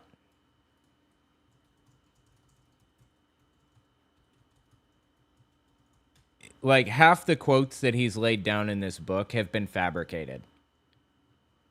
And the other half plagiarized from other sources, other books, other news articles, or whatever. It's wild how many plagiaristic moments there are in this book. Like, I wrote a book on World War II, Christian Nationalism in the Third Reich. It's called God's People, Christian Nationalism in the Third Reich. Amazon and Audible if you want to check it out. OwenMorgan.com/God's People. But I thought so hard about plagiarism. Like, I didn't want to unintentionally plagiarize somebody. You know, I've read so many books, it's ridiculous, on this subject. And it would be easy to provide a perspective that I agreed with from somebody else, even from 75 years ago. I was so careful about not plagiarizing that I wrote a program that searched for plagiarism. Like it matched n number of words within a sentence and compared it with all of my books and everything. This dude doesn't give a fuck, does he? This quote has no source. It's not in his speeches. It's not in his papers. It's not in his books. Churchill is credited with having said it, but it cannot be found in any of his speeches, personal notes, or anything. He's one of the most exhaustively documented figures of the 20th century. An 8-volume official biography, a companion document series, the Churchill Archives at Cambridge, a searchable corpus of essentially everything he ever said in public. When a line can't be found in that, it's probably fake. I'm sorry, give me a minute. Hang on.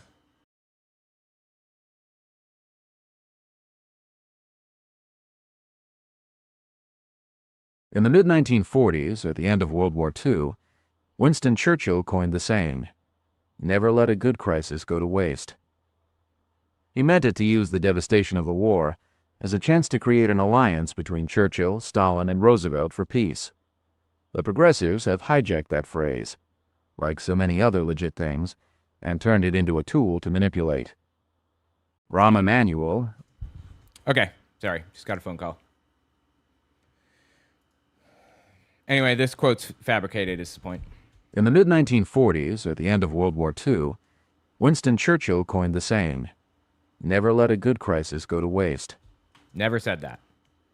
He meant it to use the devastation of the war as a chance to create an alliance between Churchill, Stalin, and Roosevelt for peace. Nope, completely made up. He never said any of that. The progressives have hijacked that phrase, like so many other legit things, and turned it into a tool to manipulate. Not only did the progressives not hijack that phrase wasn't legit, quote-unquote, from the start, so. Rahm Emanuel, then Chief of Staff to President-elect Barack Obama, famously issued what has come to be known as Rahm's Rule. Rahm is a complete piece of shit. He's a terrible person. He's basically a Republican at this point, I'm sad to say. And he has been for a long time. He's adversarial. He thinks we're moving too far left and that we need to work with Republicans more closely to get rid of trans people, the whole thing. He's a complete piece of trash, and I don't value anything that he has to say. You never want a serious crisis to go to waste. And what I mean by that, it's an opportunity to do things once thought you could not do before. Wow. Let that sink in. Every crisis, every disorder or tragedy, they use it to manipulate the public for their cause. They use disasters? Are they in the room with us right now? Now evidence is coming out that many crisis situations have been created for just this purpose. No, evidence is not coming out. If evidence is coming out, show it to us. And also, I'm sorry, I don't like Rahm Emanuel. He's an awful person. But I'm doubting literally everything in this book. I doubt he even said any of that. Manipulation and control of the populace, COVID, etc. It seems to us, like just about everything else, they've now weaponized confusion. The following piece went viral on social media. Although we couldn't pin down the author, or authors, it is thought provokingly brilliant. Okay. Something tells me this is completely made up as well. What is it? So let me get this straight. We're a nation that accepts pornography, but hates abuse. That accepts adult entertainment, but hates abuse. Yes? Is that confusing to somebody? A nation that doesn't believe in gender, but fights for women's rights. No, we are not a nation that doesn't believe in gender. Gender is real. Everybody accepts and knows that gender is real. That at the bare minimum, that gender is a real phenomenon that happens in human beings. At a bare minimum, at least that. We're a nation that believes no child should be left behind, but we have aborted over 60 million. Okay. 60 million children were not aborted. 60 million groupings of cells have been aborted over the course of, many, many, many years.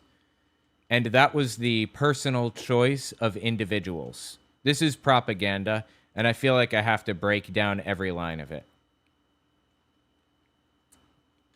If somebody is walking into your house in the middle of the night and taking your food and leaving with it, and it's costing you real resources that you need, are you within your rights to lock the door so that they can't get in at night? Yes, obviously. Everybody would say you were well within your rights to simply lock the door.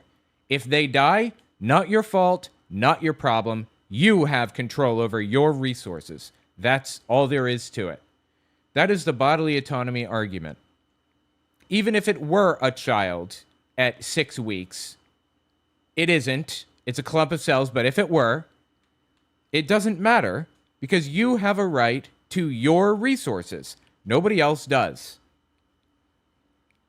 These people are making personal choices for their own personal lives, and Gene Bailey has no place to tell somebody they are not allowed to control their own resources, their own bodies, their own whatever.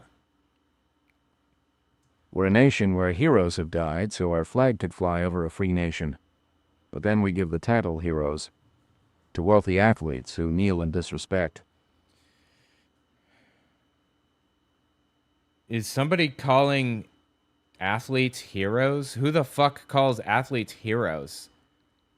I've never heard anybody refer to an athlete as a hero. We're a nation where political parties ignore the corruption of their own party while condemning the corruption of the other. We're a nation of laws, yet we're a nation where that only applies if you're not politically powerful. Okay, I can agree with that one. We're a nation that has, "In God We Trust," printed on our money, but we're a nation where the ACLU sues people who make his name known in public. Nope. You can talk about God as much as you want. When you are acting in a governmental role as a representative of the United States government, your speech is limited. If you're a teacher teaching children, you have to follow the curriculum. You can't just say whatever the fuck you want. You can't go into a science classroom and start teaching that the moon is made out of cheese and that the sun circulates around the earth. You have to teach from the curriculum. You want to go home and teach your own children that? Go fucking nuts. But as a government representative, your speech is limited in that classroom. You want to go out on a sidewalk and talk shit about gay people or whatever the fuck else? You're perfectly allowed to do that. And also, "In God We Trust" on the money is a very, very recent thing. That's like brand new. It wasn't always there. We're the greatest nation on the earth, yet we consume more antidepressants than any other nation in the world. Huh. Weird. Isn't that strange? Does it make you kind of think? We're a nation that pledges we're one, yet we're a nation of aggressive division. And we wonder why there's so much confusion. The greatest nation on the planet supports open border policies that promote crime and give advantages to non-citizens. Nope. There have never been open borders in the United States at any point, nor has anybody advocated. Nobody in power has ever advocated for open borders. Not their own veterans and citizens. This greatest nation is the largest consumer of sex trafficking, according to the true story. Sound of Freedom movie. Oh my God. The true story Sound of Freedom movie. No. First of all, the Sound of Freedom was not a true story. That was completely fabricated. It was that QAnon movie about that fucking nutcase QAnoner who claims to be like a human trafficking sting guy or whatever. Turns out real human trafficking organizations who are trying to stop human trafficking, I guess anti-human trafficking orgs, like human rights orgs and whatever, specifically requested that this guy stop what he's doing because he is making things worse. He's going into these places and pretending to be some kind of an agent, and everybody scatters, and the real agents don't have an opportunity to catch the real sex traffickers before this dipshit runs them off. That movie was completely fabricated. Now, is America one of the top consumers of sex trafficking? I believe so. I believe that's true. We're also one of the bigger countries. You know, we have a very high population. So it would make sense. What? Citizens of America are nauseated by the two-tier justice system, and people are awakening to it and angry over the obvious gross injustice. Why is there so much confusion? Because that's what corrupt leadership wants, chaos and confusion. We believe there is a deliberate attempt to create chaos and confusion. Yeah, absolutely. From Trump. 100%. But that's not what God does, and that's not the freedom that this nation was founded on. We do not control others. America was founded on freedom and certain inalienable rights for individuals and minimal government. Inalienable rights are individual rights that are not bestowed by laws, customs, or beliefs, and cannot be taken or given away or transferred to another person. These basic rights are given to every human being by his or her creator, God. Often they are referred to as natural rights. Communist countries void of dedication to godly principles are manipulated, restricted, and controlled by government and not God. Yeah, he's referring to the Declaration of Independence, where it says these rights were endowed by our creator, something or other. I don't remember exactly what it says, but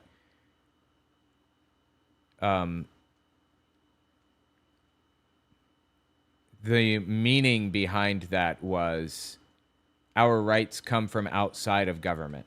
Not from God specifically, but from not government. They're not granted by government. They're inherent. They're something government takes away, not grants. And the Project 2025 creators knew that, and in their leaked training videos even said as much. It was about natural rights, not about God or whatever. But okay, whatever. You know, this dude's going to lie through this entire book, so. And the citizens have minimal freedom. That is what we believe those killing America want to do. It's what Satan does. To take rights away? But the Word of God says, "Now the Lord is the Spirit, and where the Spirit of the Lord is, there is liberty." 2 Corinthians 3:17 NKJV. God is all about liberty and freedom, to be who you were created to be.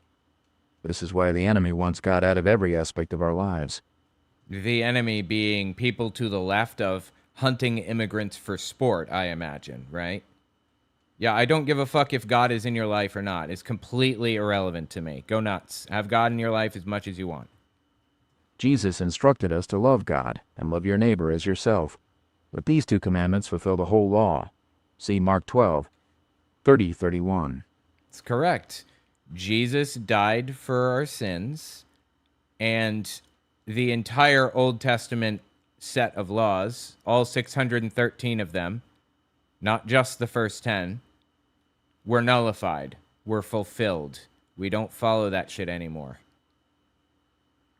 That's why there's nothing wrong with being gay at a bare minimum. That's why. That's why we can eat shellfish and pork and wear cotton and linen blends. In other words, when walking in love, laws are reduced because of love. We must have civil laws for maintaining order and driving safety, but those laws actually create freedom. Where there is an attempt to control, there is an increase in unnecessary laws. Even laws that promote evil at the expense of good. The weaponization of issues such as social media is all about political control and pushing agendas. It's been investigated and found that those giving to Black Lives Matter, BLM, found out that their donations were used not to enrich everyday Black lives in need, but instead a mansion had been purchased. People are not faceless objects to be moved around on a table like a pawn on a chessboard. It's been investigated and found that people who donated to BLM discovered. Who investigated these people who donated to BLM to determine that they discovered this? And a mansion was purchased? You mean the director of Black Lives Matter, the organization, bought a house? Okay. Are people not supposed to buy houses? Are they supposed to like live in camps on the streets or something? I thought they hated that. BLM, the organization, isn't fantastic. I feel like they're a little bit scammy, but the movement has fought for the right positions the whole way. People are created in the image of God by God Himself. When you treat people in a controlling, dominating, manipulating manner, you are going directly against the character and nature of God and against the person He created in His image. You are fighting against God when you seek to control others. This actually describes the big picture of America today. With Republicans? Yeah, absolutely. It does. There are two diametrically opposed forces going in hand-to-hand combat with each other. Good versus evil. If you are somewhat awake, the fog is lifting, and you're beginning to see things as clear as a bell. This good versus evil mindset, by the way, is the core mindset of a cult member. And Gene Bailey is trying to press people into viewing things in a cult way. He's trying to force a cult mentality on people. This is a dead ringer for cult mentality. We believe the attempt is to overthrow the nation that was founded on a covenant with Jesus Christ and is dedicated to freedom and liberty. Totally. Trying to overthrow it. Yeah, absolutely. It appears every attempt is designed to pervert and bring this nation down to her knees, bowing to an unholy entity that has been trying to hit us with a tsunami of darkness.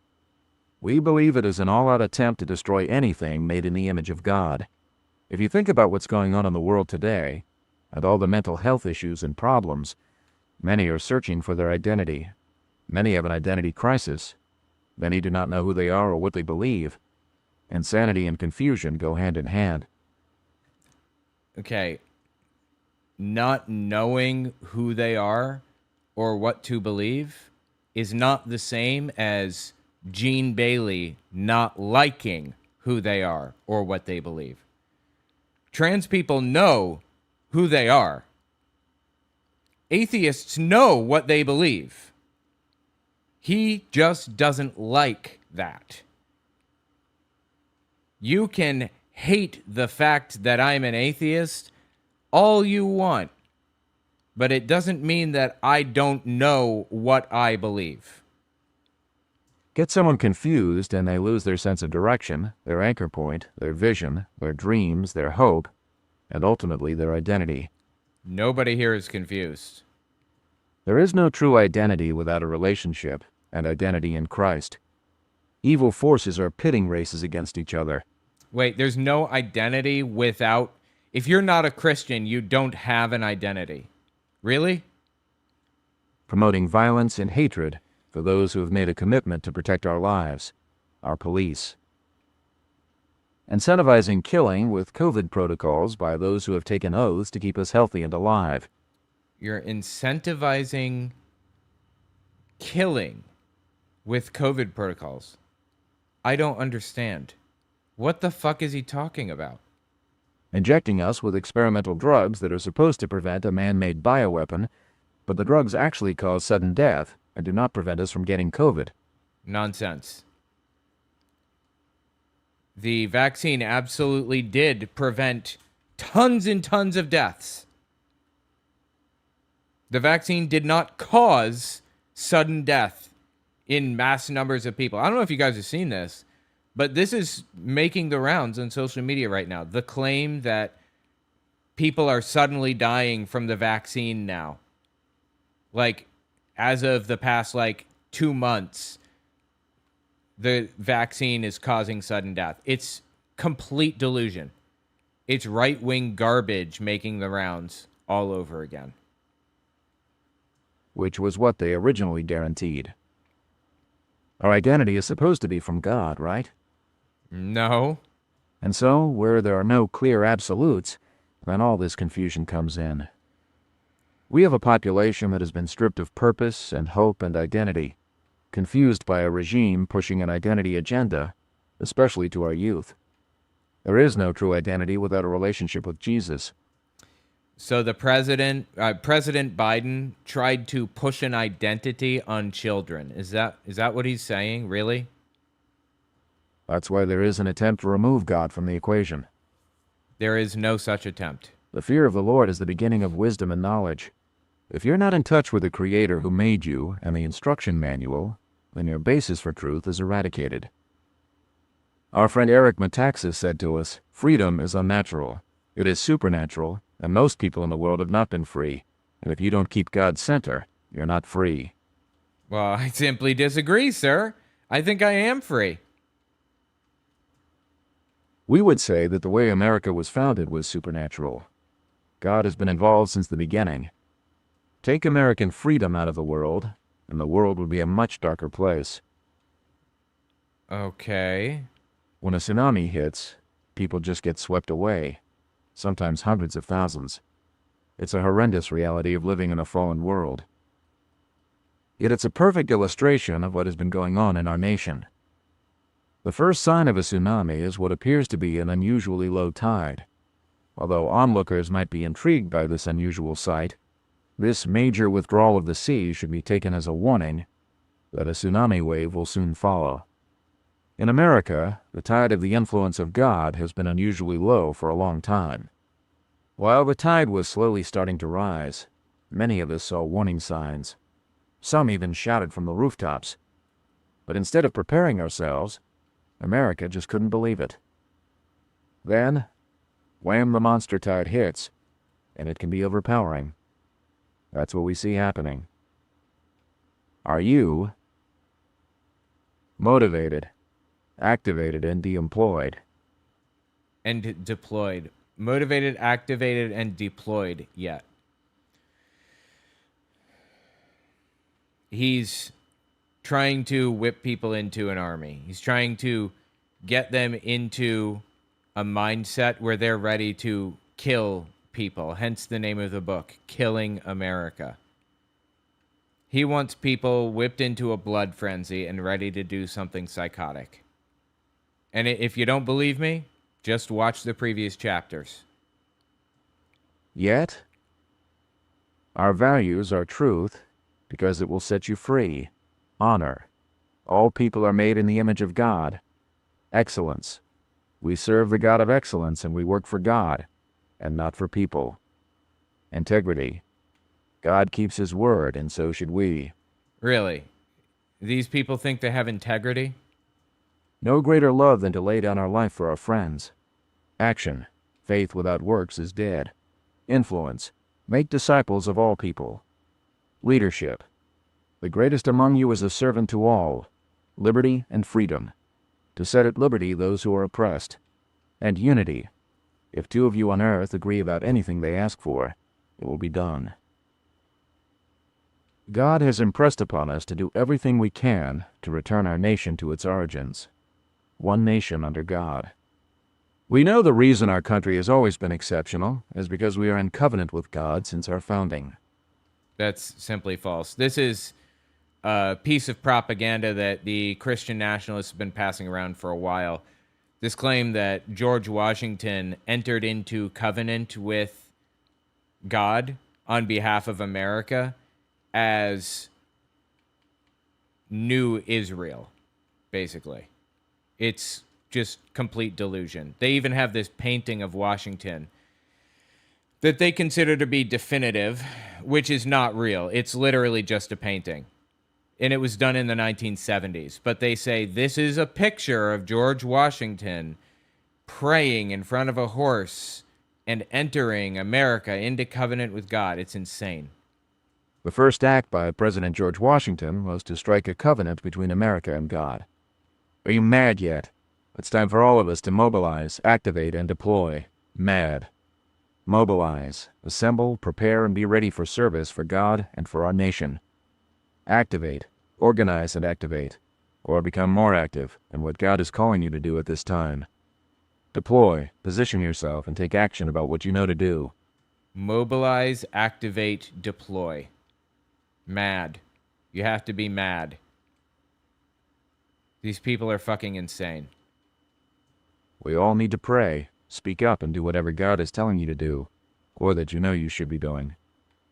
Some examples include running for an open school board position. We all have a big job to do, telling the truth, instilling hope, and providing steps to take America back for God. 1. Jesus Christ. That is fucking insane, genuinely. This dude scares the shit out of me with how unglued from reality he is. Tell me what you think about it in the comments. Okay, I'm calling it there. Thank you guys so much for coming and hanging out with me. It's been fun, and I will see you guys on the flippity flip, which is to say on Sunday.